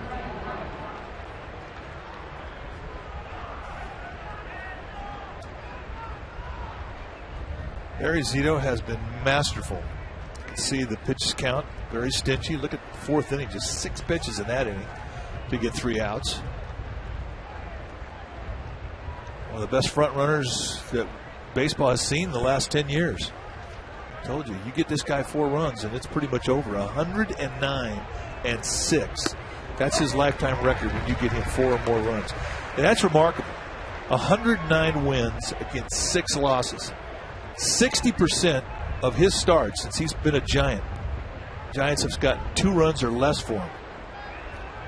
And I mentioned the last 12 starts he's had coming into today's ballgame. They've gotten 11 runs in those starts. That's it collectively. So he's pitching today with a large lead, and he's always been a good front runner. That's the statistic we're talking about, and that really is all you need to know about what a good front runner is, what good front runner Barry Zito is. Amazing stat. Swing and a miss. 1-2.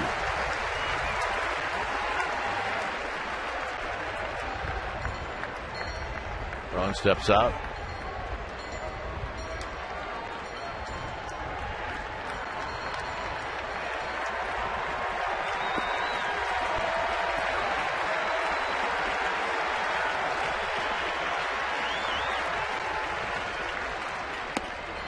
Cody Ross right now hoping he can take something away from Braun.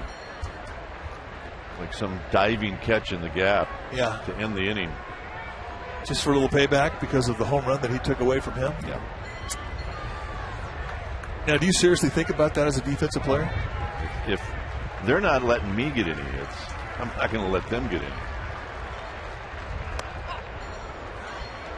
3-2. Zito has walked one. He walked Weeks in the third. This will be pitch number 80 for Barry Zito.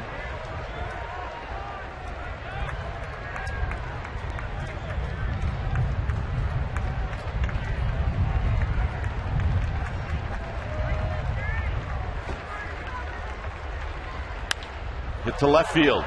Hit very well. Burrow back at the wall. Gone. So Braun comes back after an 0 for 2, and he hits his 23rd of the year, and it's a 6-2 ball game. Well, 3-2 count, a 6-run lead. You're not going to walk this guy. You're going to make him swing the bat. And we talked about how hot Braun has been since August 1st. He is hotter than anybody. And here, a little backdoor breaking ball, not a hanger. That's a good pitch. He just went down and yanked it. That's good hit.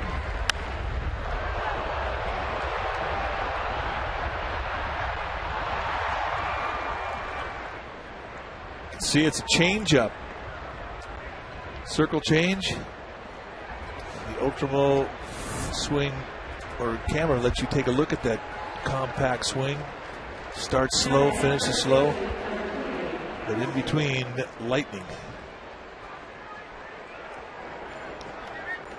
Ramon Ramirez up and throwing. Mr. Dependable. Through 2 innings last night, 28 pitches. Here's Fielder. In tight, 1 ball and no strikes.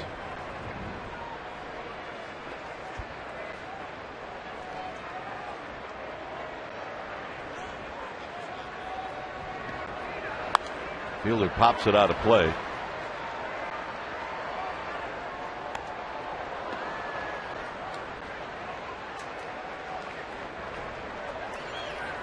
One ball and 1 strike.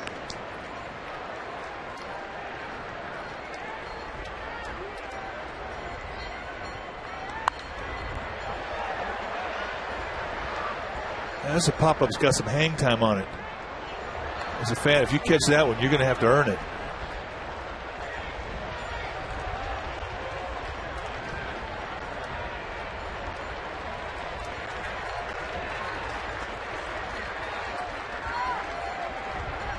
Outside with a fastball. It's 2-2.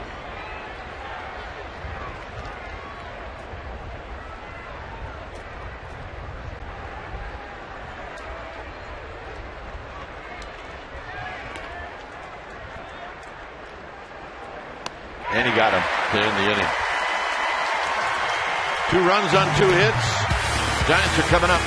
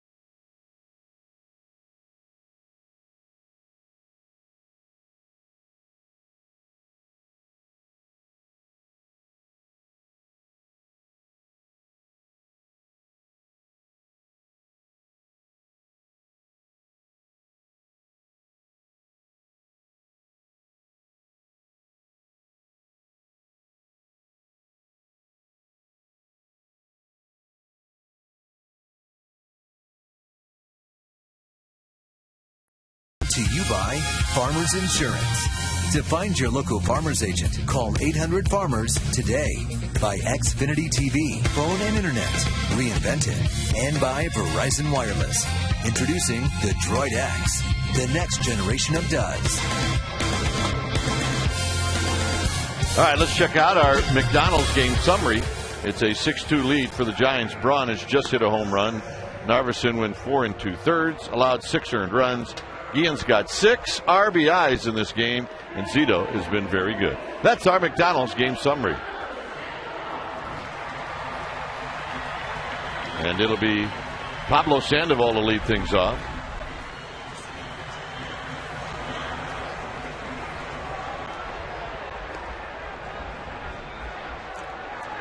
Todd Coffey is the new pitcher. Coffey's a good hard sinker baller. He will throw some ground balls up there. Sandoval goes the other way. Braun comes moving in and over towards the line. And on one pitch, Sandoval is retired. And let's check in with Amy G. All right, gentlemen, let's get everyone headed to csnbarrier.com for today's poll question. Check it out. Let us know what you think, and then we'll let you know what the results were on Giants Postgame Live immediately following today's game, gentlemen. All right. Thanks, Amy.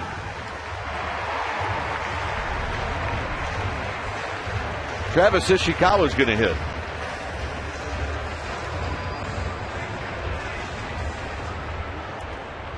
So Ishikawa hitting for Zito. Nice day for Barry Zito. There you see the numbers for Coffey. 63rd time he's come in. He has been a workhorse, and he's one of those guys who can get ground balls and he can get strikeouts. And that's a strikeout pitch. A little slider to go with that sinker.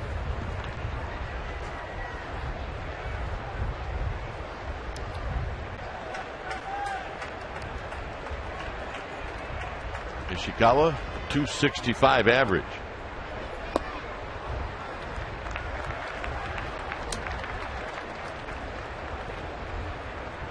Giants with 6 runs on 5 hits. As Mike likes to say, a rally for free in the 5th. 3 straight walks after 2 outs, and then Guillen knocked in a pair with a single. 3-0 to Ishikawa.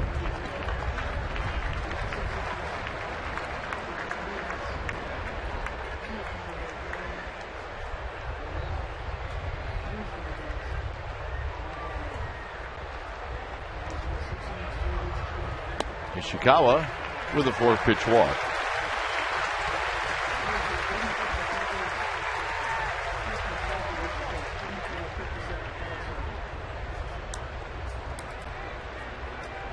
And here's Cody Ross.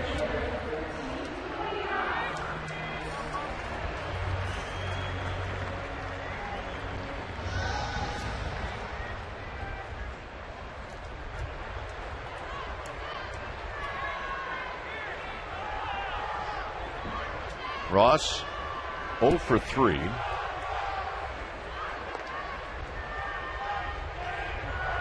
Ishikawa back. Narveson, McClendon, and now Coffey.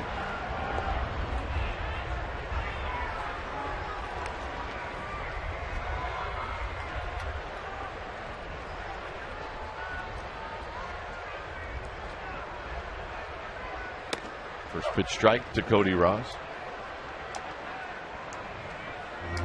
How the Dodgers doing? Well, let's check. They're coming back. It's 6-4. Colorado in the 4th inning. Colorado's hitting.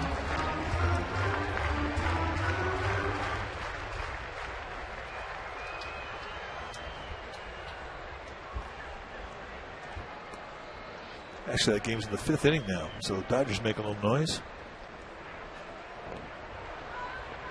Ross sends this one into the club level.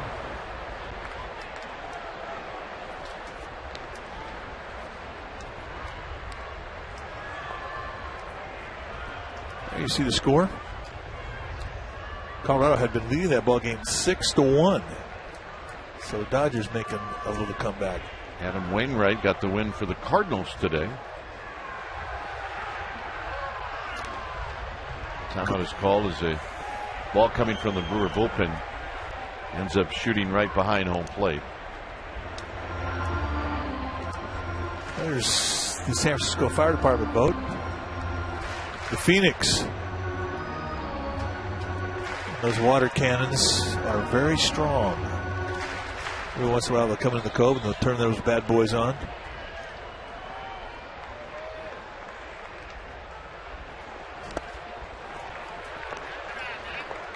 That's a pretty good name for a fire department boat, the Phoenix.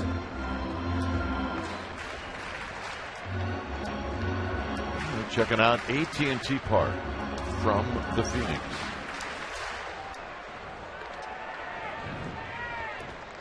One and two to Cody Ross. Freddie Sanchez on deck.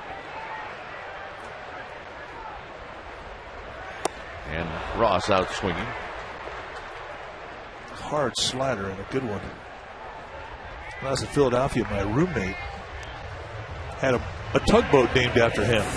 As you look at the payout pitch from Coffey, it's a tight, hard little slider.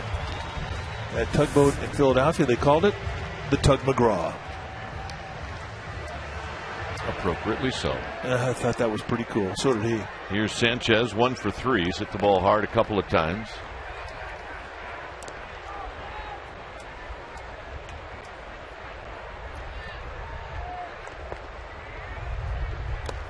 This ball will get away from LaCroix. That's the first one in the series. Well, he tried to go out and shortstop the ball. Really, this guy has showed impeccable blocking skills, and this time he did not, and that's why the ball got by him. It's going to be a wild pitch all the way. Watch him reach out. That's not how you do it. He's been very good. He really has, and we're impressed with his skills. Sometimes a guy throws a 93-mile-an-hour sinker up there. You don't have time to get your body in front of it.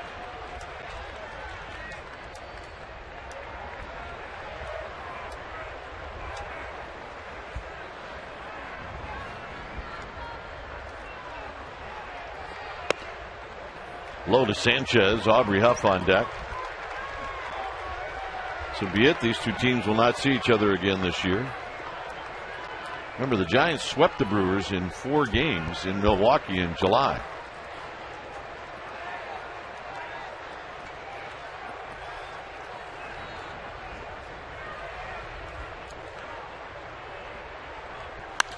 Hit into center field, hit very well.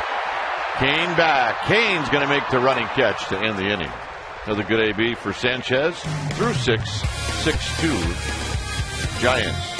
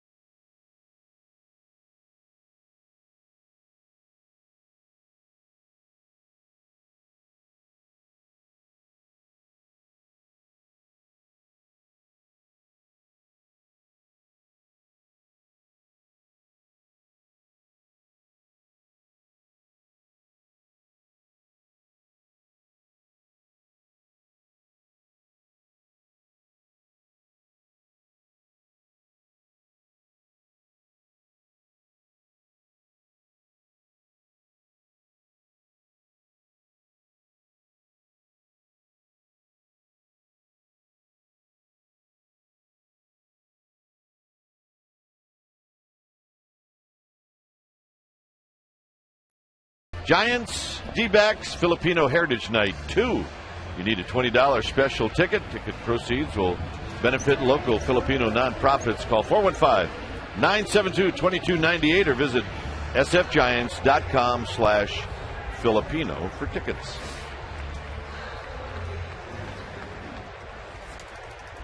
.62 Giants. Santiago Casilla is now in the hill. And these are his numbers. 47th time he's come in. He's been fantastic. 7-2 in the year. 2.12 ERA. 51 strikeouts and 46 2/3.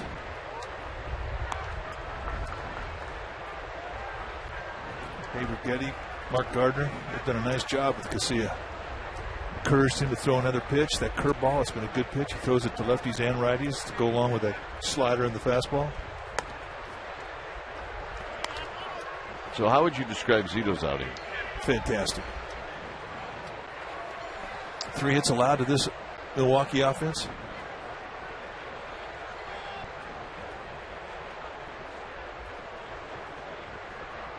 McGee 1 for 2.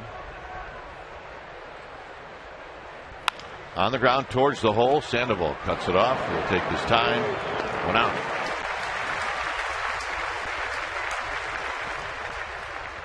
Yeah, our Batman, he had the whole deal on at the start of the game, but it's a little hard to eat ice cream when you got the whole Batman deal going. Well, one thing you don't want to ever do, you don't want to wipe ice cream off on your Batman uni. I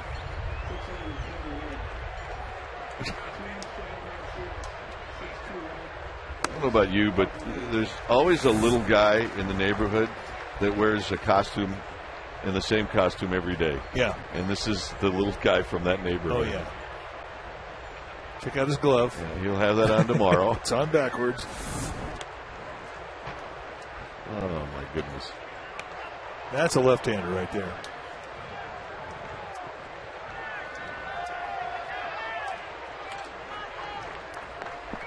Getting close to that time of year where you see lots of costumes. And for my kids, Halloween was big. Still is.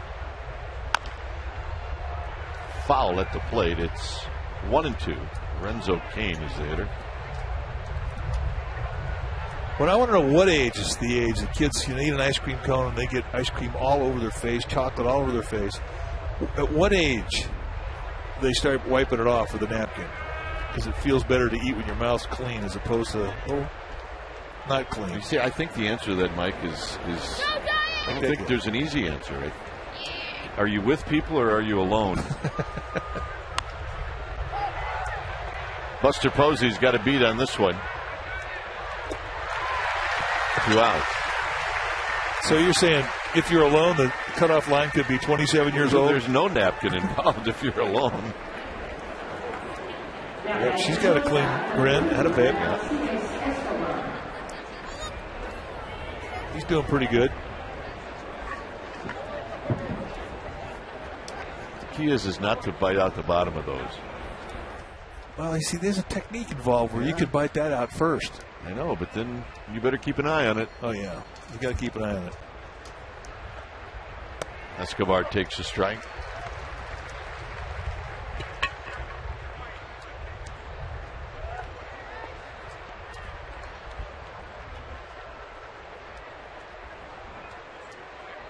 Escobar has bounced out twice.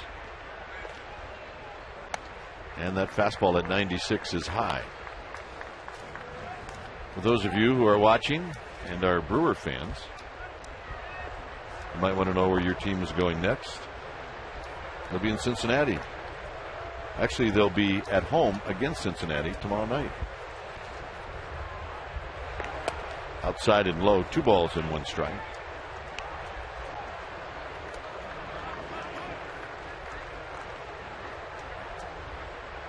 Dusty Baker's team, pretty comfortable lead in that Central. He would not ever admit to that, but it's a pretty comfortable lead. Yeah, he would definitely not admit to it. 2-2 on the swing and a miss.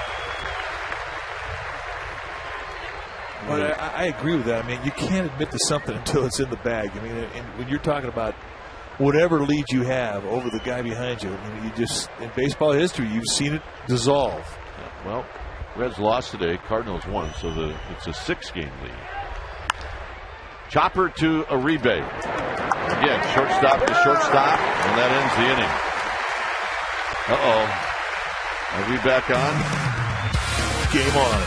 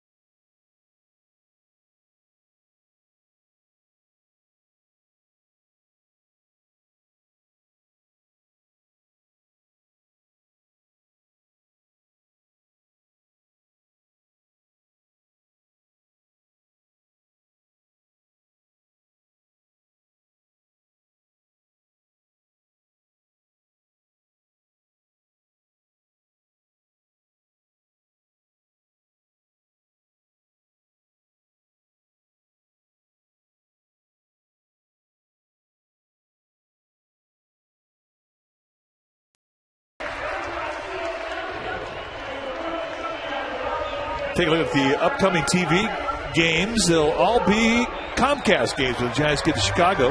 Matt Cain taking on Carlos Zambrano. That's Tuesday. Jonathan Sanchez, Randy Wells match up on Wednesday. And then Ryan Dempster will take on Madison Bumgarner for the Thursday finale. You'll see all of those games on Comcast. Here at Pacific Time will be at 4:30 Tuesday, 4:30 Wednesday, 3:30 Thursday. So join us if you would as the quest for the playoff berth continues. All right, let's check in with Amy G. Amy? Well, Dwayne, today marks the 13th annual Strikeout Violence Day here, a program that the Giants feel very strongly about. They had a pregame field ceremony. There were victims, survivors of domestic abuse joined by Giants players' wives, many of them also on board with this great cause. And in conjunction with Strikeout Violence Day, the Giants also holding a raffle today. It's called Jersey Off Our Giants, and all throughout the game, $1 raffle tickets, $1 raffle tickets have been sold for the Giants fans to possibly get a chance to win an autographed jersey. All those proceeds from that raffle go to La Casa de las Madres. It's a shelter dedicated to single mothers who have suffered from domestic violence and their families. This is a cause that the Giants are greatly dedicated to and hoping to eradicate. Gentlemen? All right, good stuff, Amy. A lot of things going on at the ballpark today. A lot of good things going on. Here you see the numbers for Zach Braddock. So Braddock will come in. Good numbers, a 2.90 ERA, 37 strikeouts in 31 innings. He's allowed 45 base runners in 31 innings, 18 walks in 31 innings. That's a lot.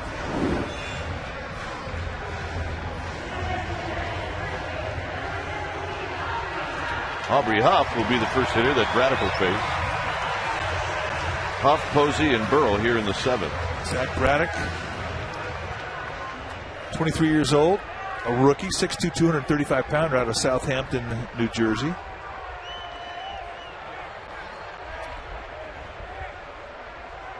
Huff, a 2-out walk in the 5th, and it led to a couple of runs. And Huff takes a strike. Braddock got called up at the end of May.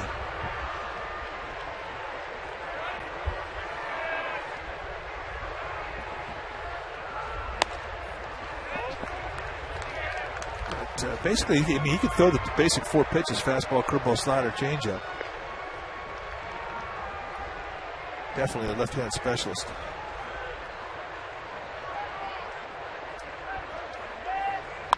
And a shot into right field. And Aubrey Huff with his first hit. That's going to feel pretty good. And here comes Kenny Maka. We might do this the rest of the afternoon. Fastball away from the target. They set up away. It goes middle in. And Huff jumped on it. That was loud contact going through the right side. All right, when it's time for a change, think Speedy. Oil change and tune-up. Your oil change, tune-up, and smog experts. We'll be back.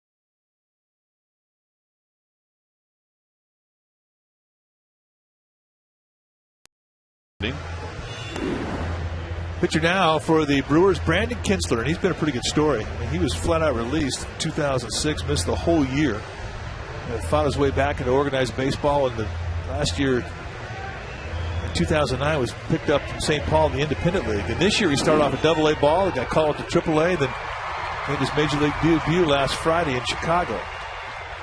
So he's made it to the big leagues, and it really is a great story. The kid out of Vegas. 6'1", 180-pounder. Originally a 40th round draft pick in 2004 by the Padres.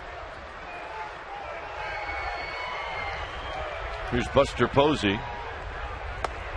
Inside to Posey. 1 ball and no strikes. Posey's been on base 3 times. He's doubled and he's walked twice.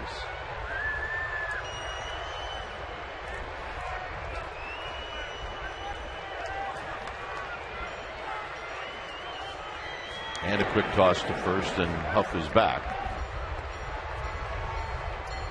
When you hear a guy like Braddock come up and you find out the road that he was on was actually out of baseball, basically thought his career was over, then he said, I'm going to give it one last shot, and he winds up in the big leagues. I mean, that's a story that everybody likes, including the players. Yep, absolutely.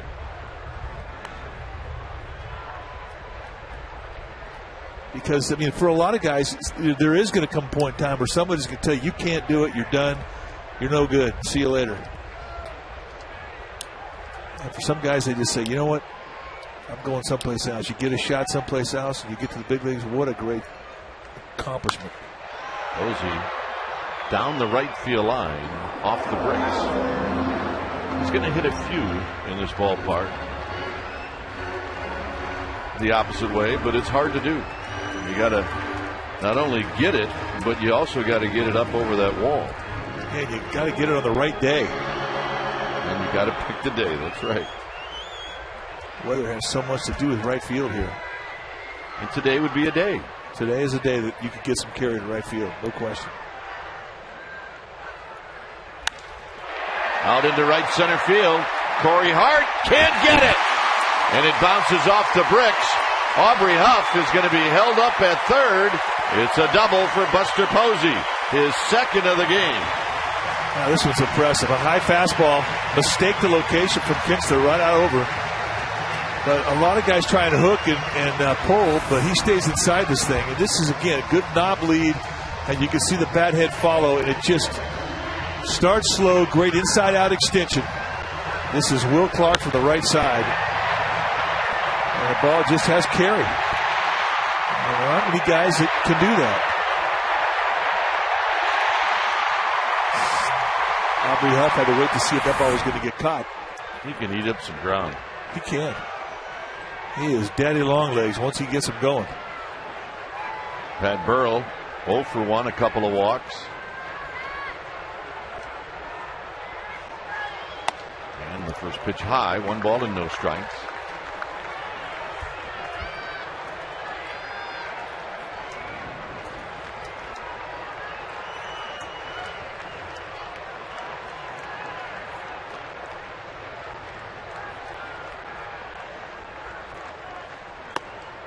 Two and 0.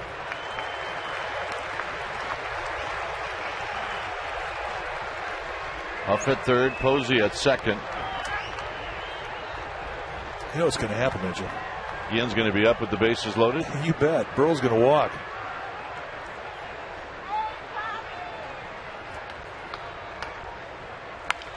Foul right in between Huff and Tim Flannery. Yeah, ball dude. Mike Doherty had him played perfectly off of Karam.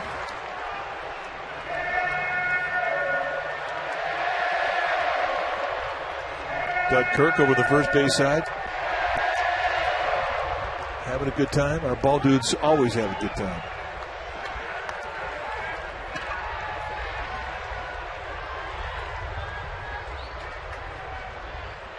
Burrow, high drive. Left field. It is out of here.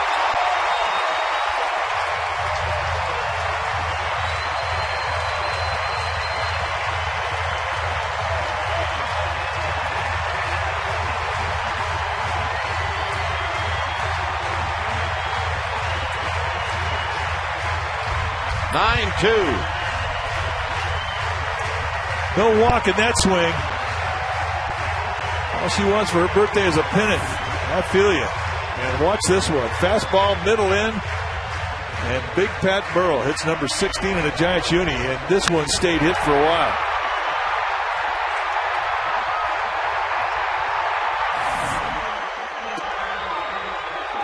I just figured that Jose Guillen, who's had 2 at-bats with the bases loaded, was going to get a chance to do it again. But Pat Burrell says, those are my ducks on the pond. And he brings them home.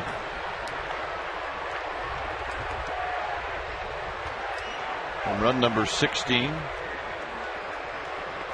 RBIs number 41, 42, and 43 as Ken Maka's going out.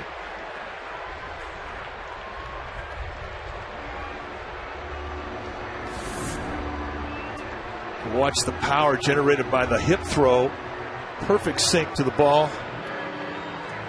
And you always watch the way that body is right in the middle. Balance between the 2 feet. Not an overstride at all for a big man. I mean, it looks like it's long stride, but for a guy the size of Burrell, that's a good foundation base.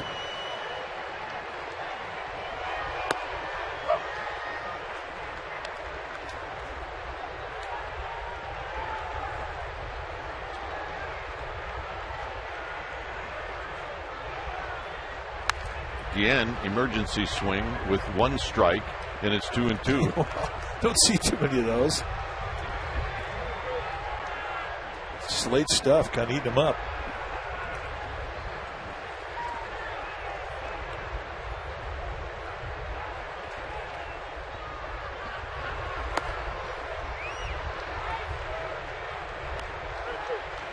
Well, maybe the message Ken Maka had was, hey, don't be afraid to come into these guys.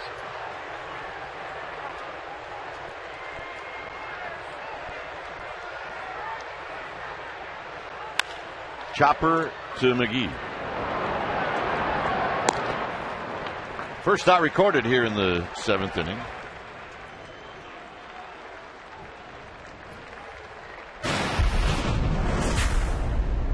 There's the grand slam by Guillen in the first inning.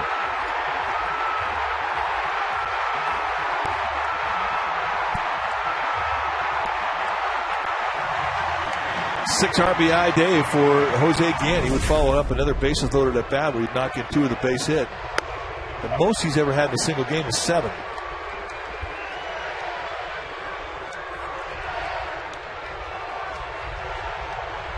No balls and 1 strike. Little looper into right field. Corey Hart, a long run, and he's not going to get there. And it's a foul ball. And it's a quick 0-2. Those 6 RBIs that Guillen has today, that ties the Giants' season high. Buster Posey also accomplished the 6 RBI in a day or in a night game. That's a good day. It is a good day.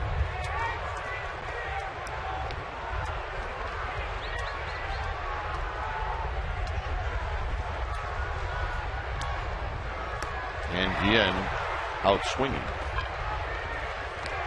Check that Uribe, 2 outs, and here's Sandoval. That's 6 RBI day for Buster Posey. Well, Posey did it against the Brewers in July. Talked about how hot he was as you see Ray finish off his warm-up pitches. May have been. And that Chris Narveson start where the Giants beat him 15-2. Here's Sandoval.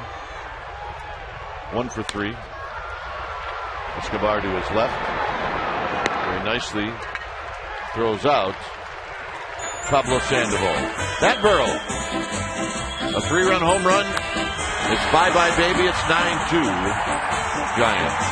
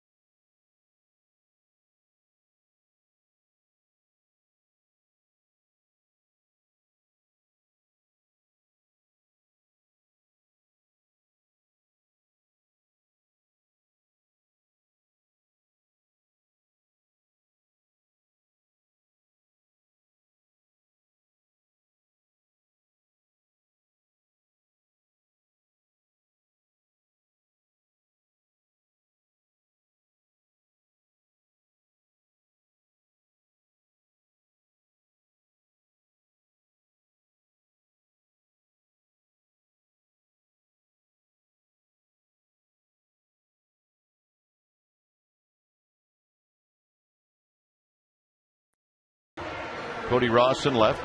He moves from center to left. Darren Ford is now in center field. Nate Schultz in right.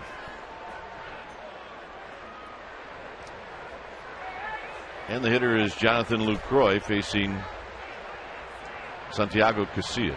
And a strike, and it's 0-1. Darren Ford, first time on the field other than a pinch runner.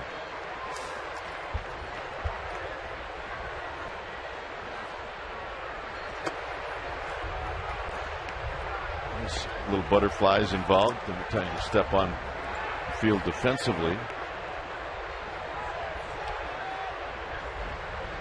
Remember, he was an original Brewer. Yeah, he's definitely got some butterflies today. And I think that has a lot to do with it, too. Involved in the Ray Durham deal a couple of years ago.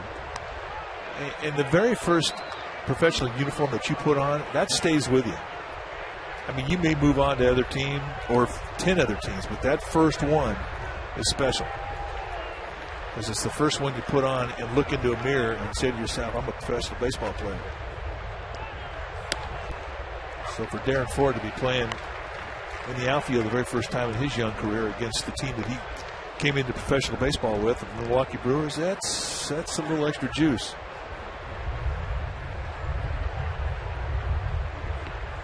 And the reports that we've seen, and we've heard from, say that this kid can flat out play center field.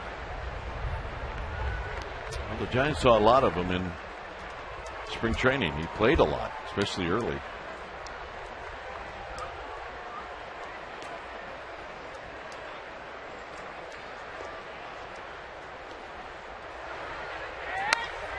Fouled on the right field line. Speaking of center fielders, we had a nice chat with Andres Torres this morning in the Giants clubhouse. It's hard to catch him because he's always on the move. So you almost have to like jog next to him to have a conversation. And he was moving around pretty good. He really was. He's hoping to be back within a week. Now, there's a lot of things that have to happen, of course, having just had that appendectomy.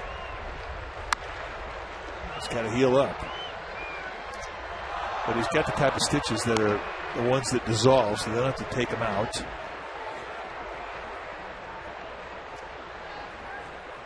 And he also talked about it, how he did not feel himself for the 2 weeks prior to going into the appendectomy.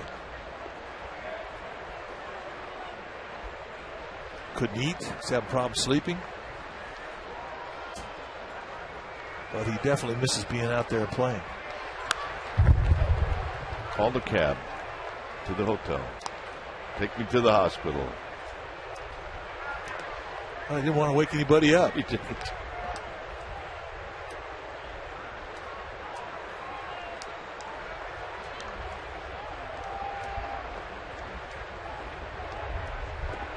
Three and two to Jonathan Lucroy.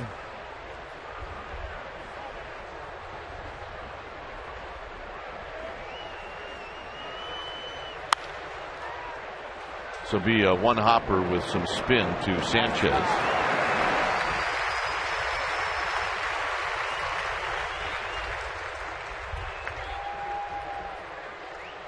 Well, individual game tickets for Division Series go on sale to the public on Tuesday, September 21st at 10 a.m.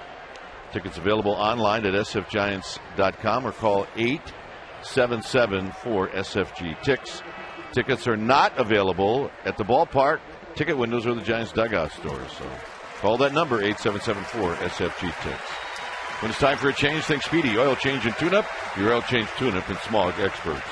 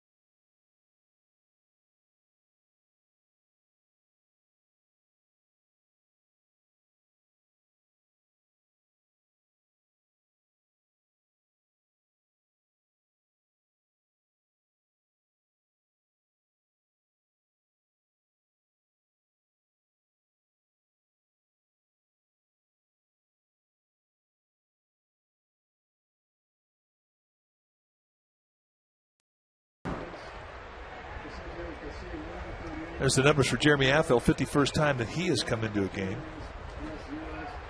Has had a kind of an up and down year, but you know he's been hampered by a couple of injuries, but throwing the ball very well. Here's Matt Gamble, who pounds the ball off his foot. No balls in, one strike. Gamble, strong hitter, 6 feet tall, 200 pounds, 24 years old, out of Neptune Beach, Florida. One pitch, he blows up a bat. Gamble got DL'd this year where he tore his lat on his right shoulder. He got put on the 60-day. So he really had a year that was affected by injury, but they really like this guy's power.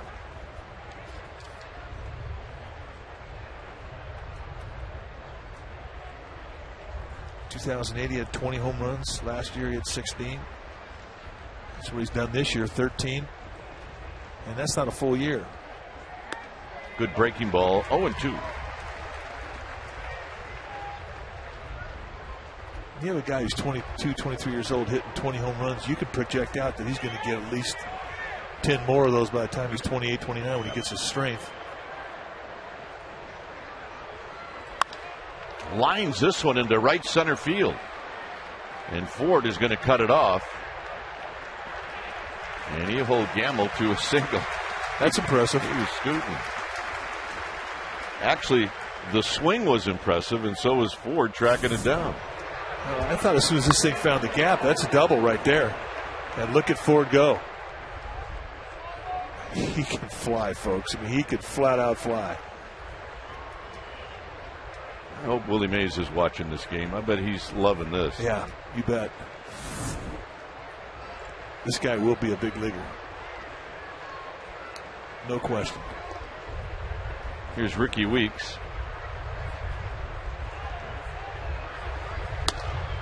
And a strike to Ricky Weeks. Weeks is 0 for 2. He drew a walk in the third.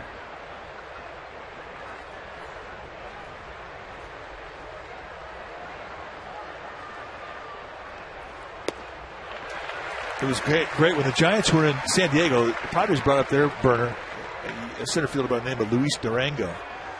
And Mark Grant, who was a former teammate of ours and now is a broadcaster with the Padres, just bragging about the speed of Luis Durango. We said, well, we got a guy too. We got a guy named Darren Ford. It's pretty quick. Up the middle and a base hit. Gamble will stop at second. So we said, hey, well, let's have a race. So we went to Darren Ford and said, hey, we got a race for you. Luis Durango. He goes, yeah, I know him. He goes, I'll race him. Said he's fast. And said, but I'll race him. So we said, we're going to put $10,000 on the race, making this number up. And he goes, fine, I want half. So he was very confident about his speed. Chris Ray's coming in. FL departing. We're at AT&T Park. Giants lead 9-2.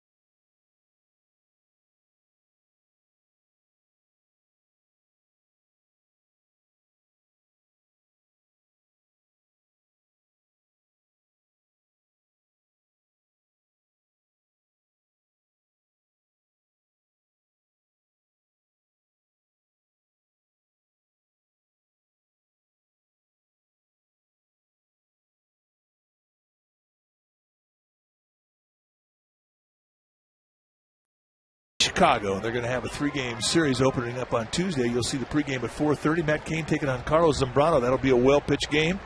Jonathan Sanchez against Randy Wells on Wednesday. Again, a 4:30 pregame. And then Madison Bumgarner taking on Ryan Dempster on a Thursday finale at 3:30. You'll see them all on Comcast Bay Area. Check it out. Here's Corey Hart facing Chris Ray. And a fastball at the knees. Bochy bringing in Chris Ray, looking for a ground ball. tell you this, Bruce Bochy is managing this game like it's a 4-2 game.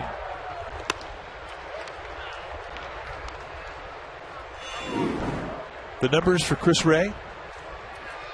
Good solid year. He's been another good addition. Durable arm with low to mid-90 sink. A couple different looks he can give you the breaking ball.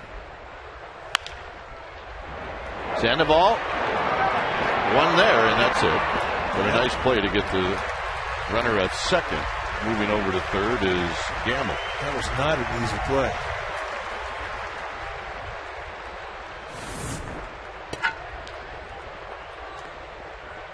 Back in the bag, he could have gone to first, but he gets Ricky Weeks, takes him out of scoring position. So indeed, the ground ball that Bochy was looking for, he gets. And you look at Sandoval to the backhand with the Ultra Mo slow motion, brought to you by your Bay Area Hyundai dealers.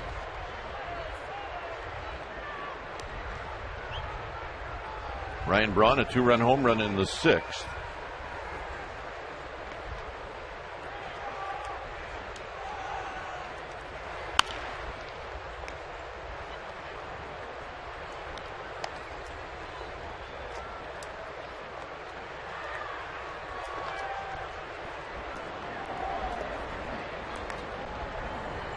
Javier Lopez, Sergio Romo.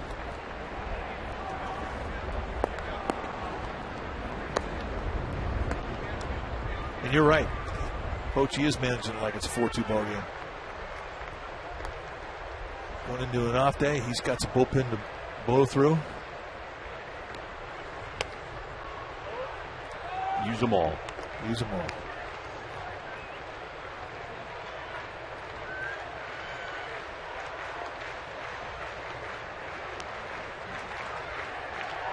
One ball and one strike. 2 outs. Runners at the corners. Braun hits one to the left of Sandoval. He's got it. He will go to first, and they got him. And that'll end the inning. Nice play, Pablo Sandoval.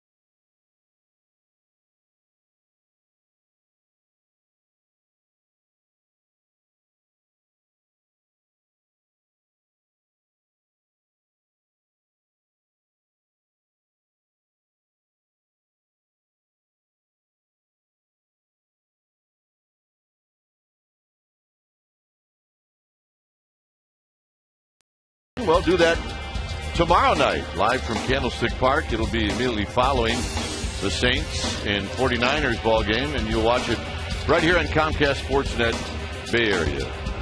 Niners tomorrow night on Monday Night Football.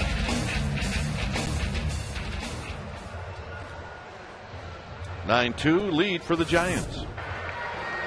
Great play from Pablo Sandoval. Going to his left, taking away an RBI. Very close play, and Braun thought he had beaten it out. Upon further review, he did not. It was just about an inch. And first base umpire Doug Eddings makes the right call. That's what you call just getting it.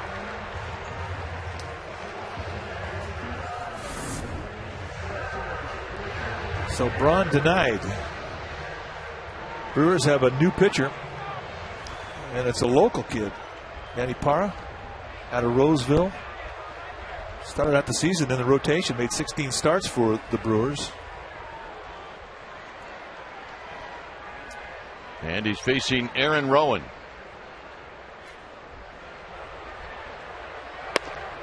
Rowan takes a strike. Giants are always impressed with Manny Parra. He's got good stuff. This is what he has done, 3-10 on the year, and that is why he got put in the pen. 118 strikeouts in 115 innings. I mean, he's got good stuff. He'll go low to mid-90s with the fastball, 2 types of breaking balls, and a changeup.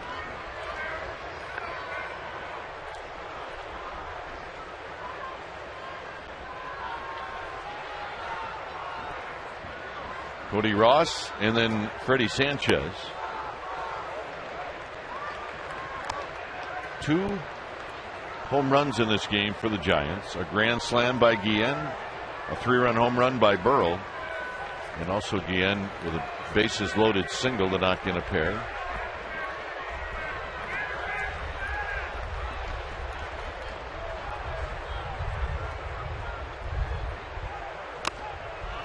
Two and 2 on the foul into the glove of LaCroix.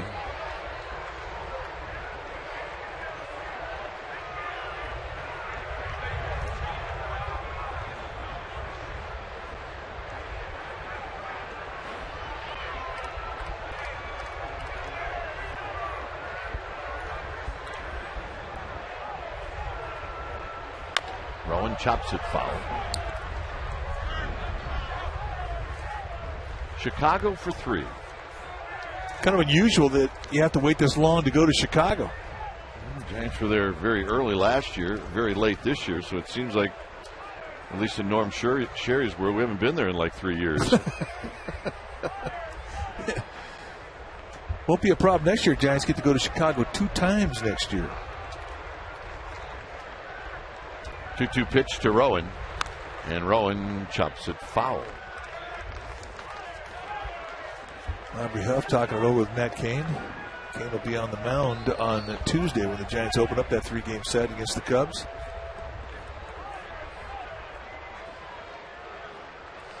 And right now they're rooting hard for Aaron Rowan to get on track. He has won for his last 35.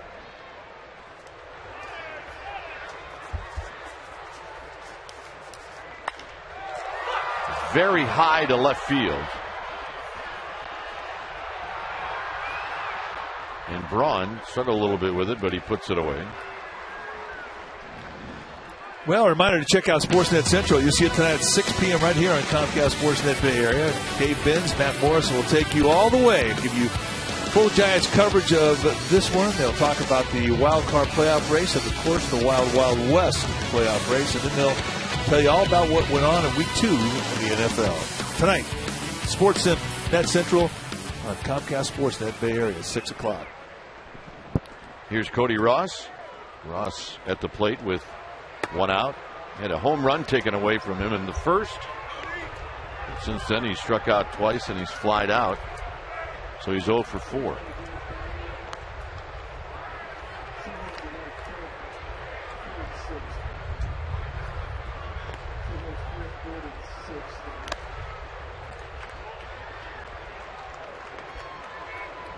Two balls and no strikes.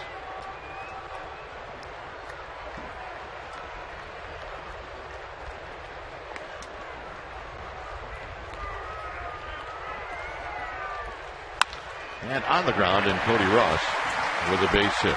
He needed that. Yeah, he did. After the way his day started, having a home run taken away from him by a brilliant defensive play, he is owed this base hit.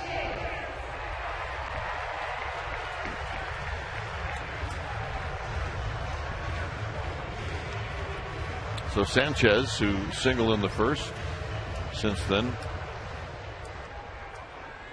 has hit the ball pretty well, but he doesn't have a whole lot to show for it. He's 1 for 4.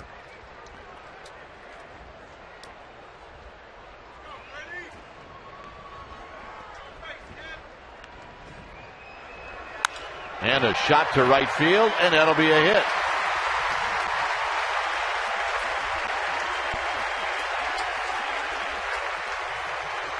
A 2-hit day for Sanchez, and here's Aubrey Huff.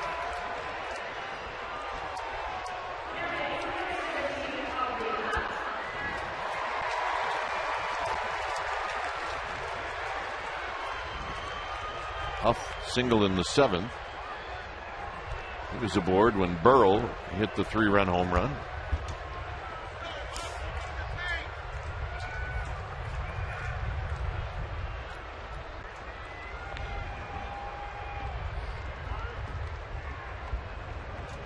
Croy's going to have a word with Parra.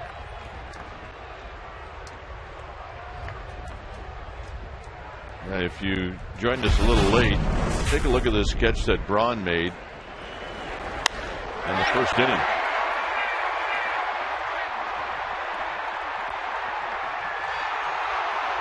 Well, certainly one of the best we've ever seen in this ballpark. That was an amazing effort. Check swing foul off the bat of Aubrey Huff.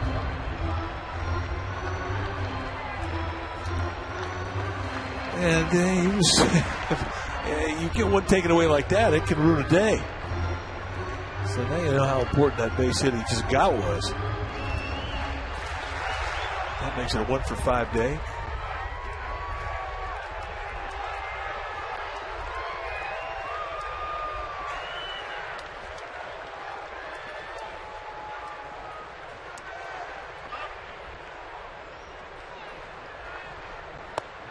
Out front is Aubrey Huff. It's 0-2.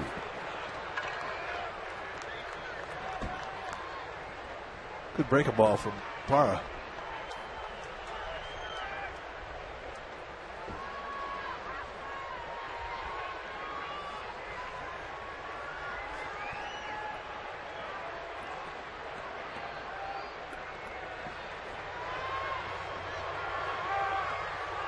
And Huff sees another one, but he looks at this one. It's 1-2.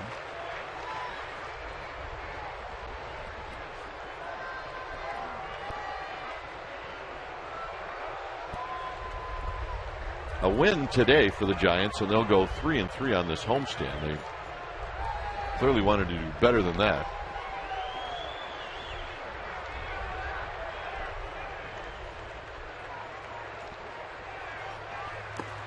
And Huff sees another breaking ball, and he goes down. 2 outs. 2 times with the breaking ball. Parra really snapping one off, and ahead of the count, you try and bounce on home plate. A guy with a big curveball, you'll get a lot of guys that do this. Good pitch.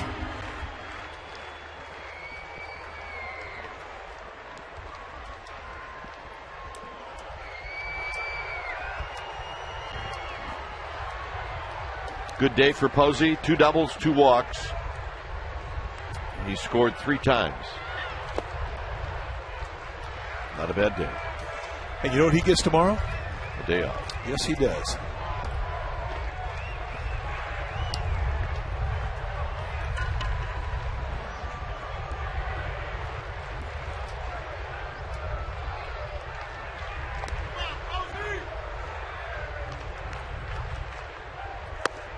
Yeah, front, 1 ball and 1 strike. I'll bet he's sleeping pretty good these days.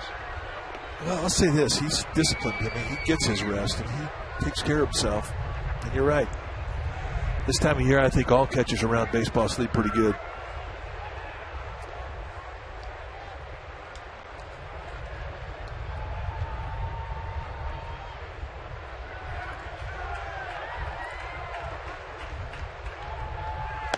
High, 2 balls and a strike. Giants with 10 hits this afternoon.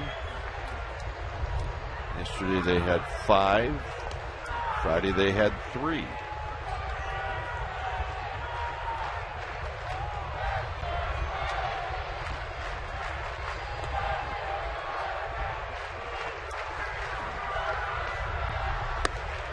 Three and 1.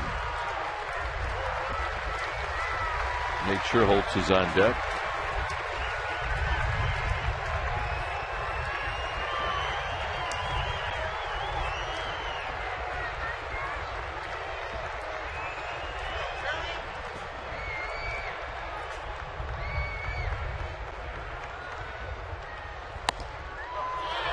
Belt high strike, 3-2.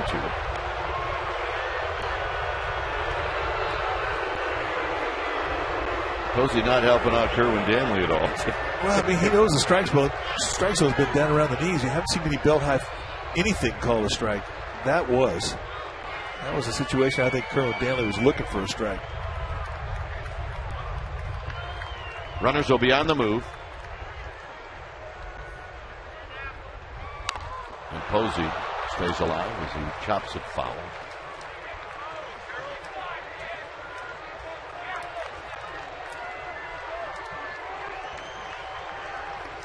Ross and Sanchez move back to their respective bases. It's 3 balls and 2 strikes.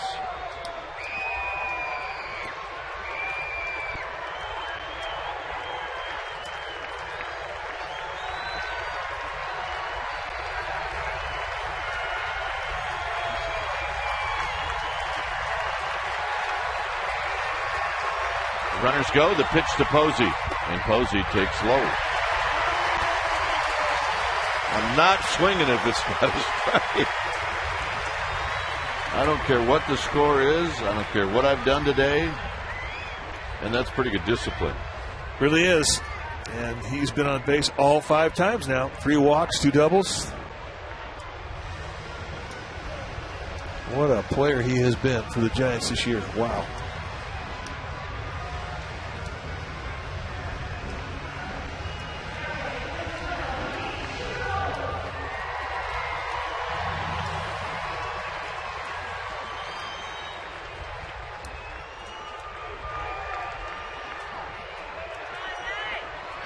Here's Nate Sherholtz.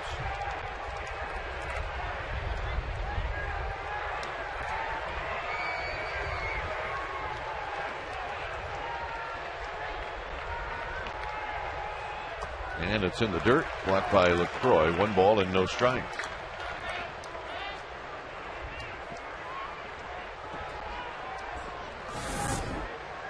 Watch the blocking skills of Jonathan LaCroix, and that is textbook perfect. Now that ball spit away from him as a catcher. All you have to do is keep that thing in front of you. And that he does. Nate Sherholtz has had a really good month with the bat. He's starting to have really good at-bats where he's using the whole field. That's his key.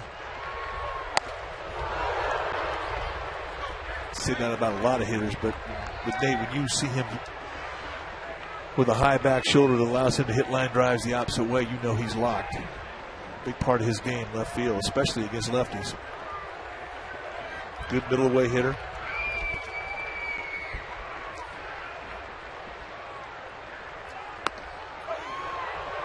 Another 95-mile-an-hour fastball, 1-2.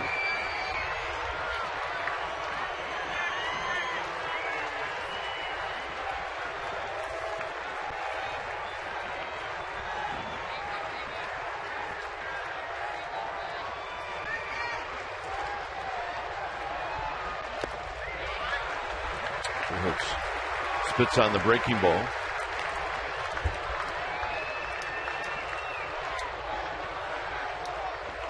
Well, you know who wants this game to get extended? One more guy, don't you? Yeah. Aaron Ford is still looking for his first big league at bat. 2-2 pitch. And it's 3-2.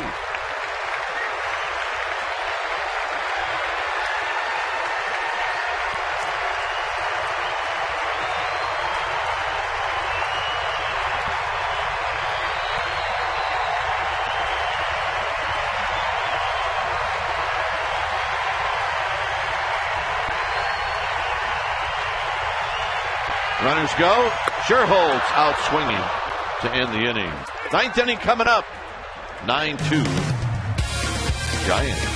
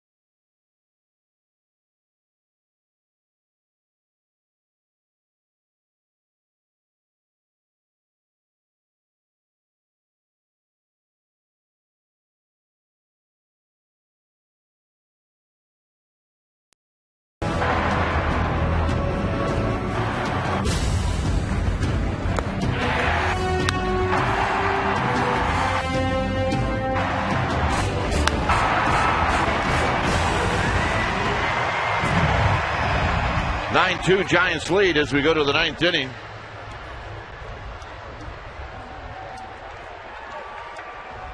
Javier Lopez is into the ball game facing Prince Fielder. The numbers for Javier Lopez, 73rd time he's come in, 55 2/3 on the year. But that doesn't tell you the whole story.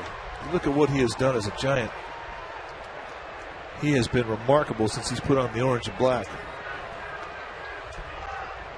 22 appearances, 1.06 ERA. 17 innings, he's given up 8 hits. He's walked 2. He's 10 base runners, and he struck out 12. Talk about a great addition to a club. Wow. Strike to Fielder, 1 ball and 1 strike.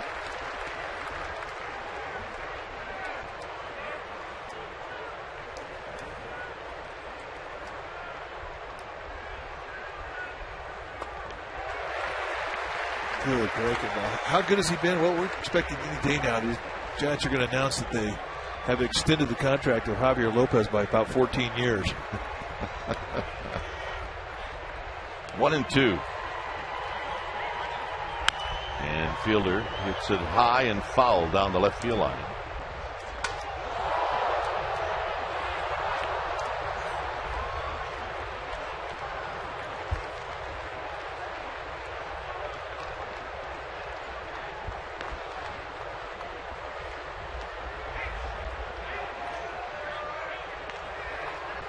In tight, 2-2.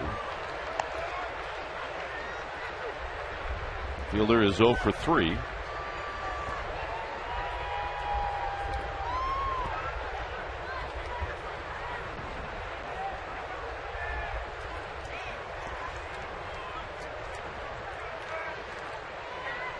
And he got him. Wow. I bet that thing started out behind Prince Fielder. And he's pretty strong against lefties. He hangs in there real well. It's hard to lock him up. And this one gets him. And that was like on the outer half of the plate.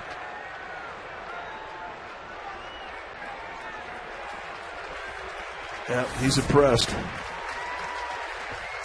And it's time for a change. Think Speedy Oil Change and Tune-Up. Your oil change tune-up and smog experts.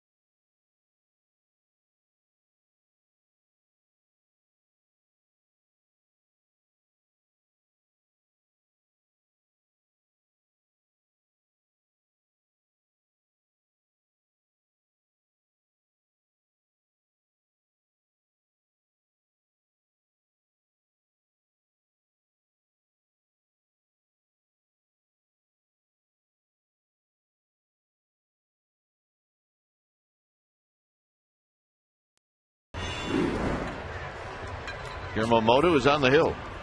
53rd time he's come in. 1-3 on the year, 4.74 ERA.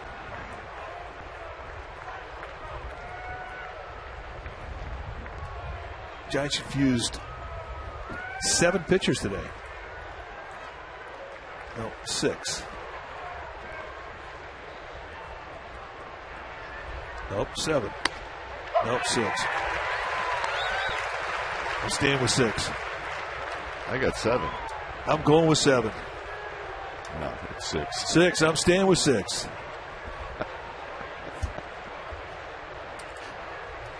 They've used a bunch. McGee takes low, 1 ball and 1 strike. We've got Zito, Casilla, Affeldt, Ray, Lopez, Moda. All right, 6.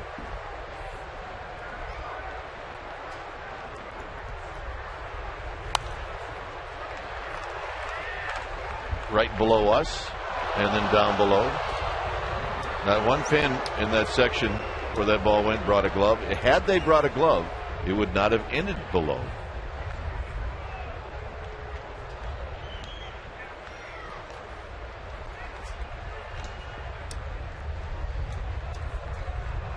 Bring your glove when you come to the yard.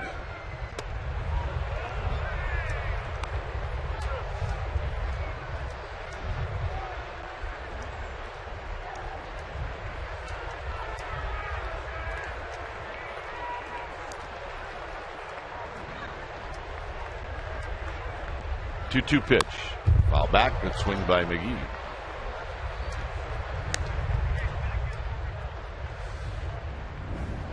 How does a team let someone go and then that guy drives in 94 runs? I don't get it.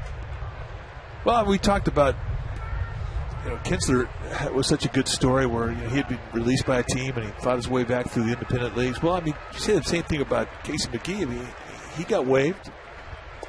Kind of got stagnant at AAA level with the Cubs, and then they waived him. The Brewers picked him up, and he has blossomed now.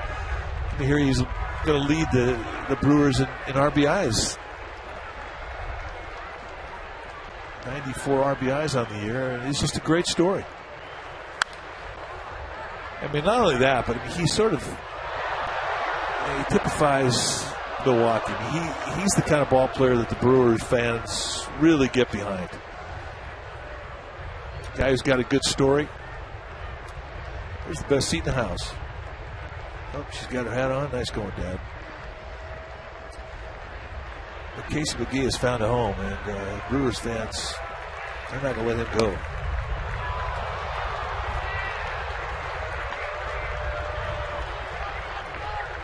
So Moda walks McGee, and here's Lorenzo Keane.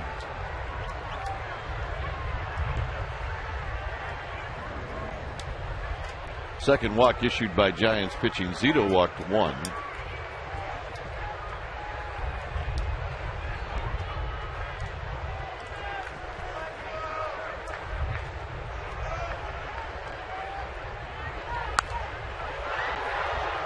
This pitch fouled out of play off the bat of Lorenzo Keane.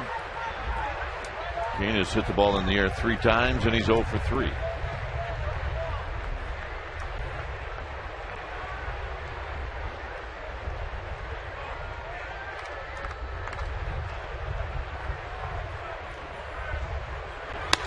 Which is high to even the count.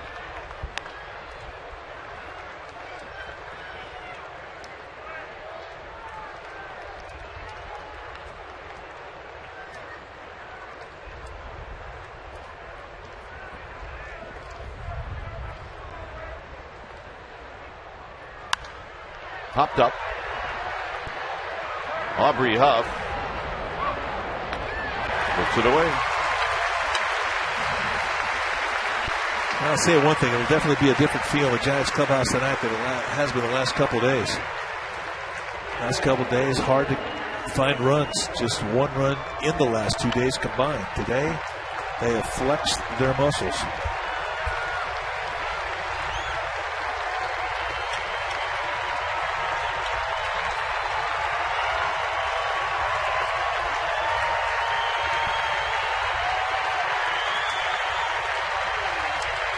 Escobar on the ground, slowly hit Uribe's got it. His throw in time, and that's the ball game. So in front of 41,113, the Giants win. They win the final game of this 3-game series, and Mike, they go 3-3 on this homestand, and now they're back in first place in the West. Well, one thing they've done a pretty good job of is carrying momentum into an off day, and that's what this win is going to represent.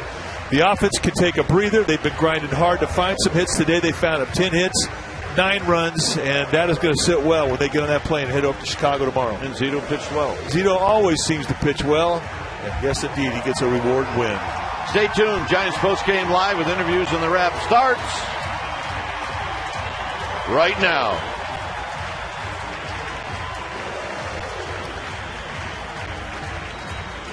Wow.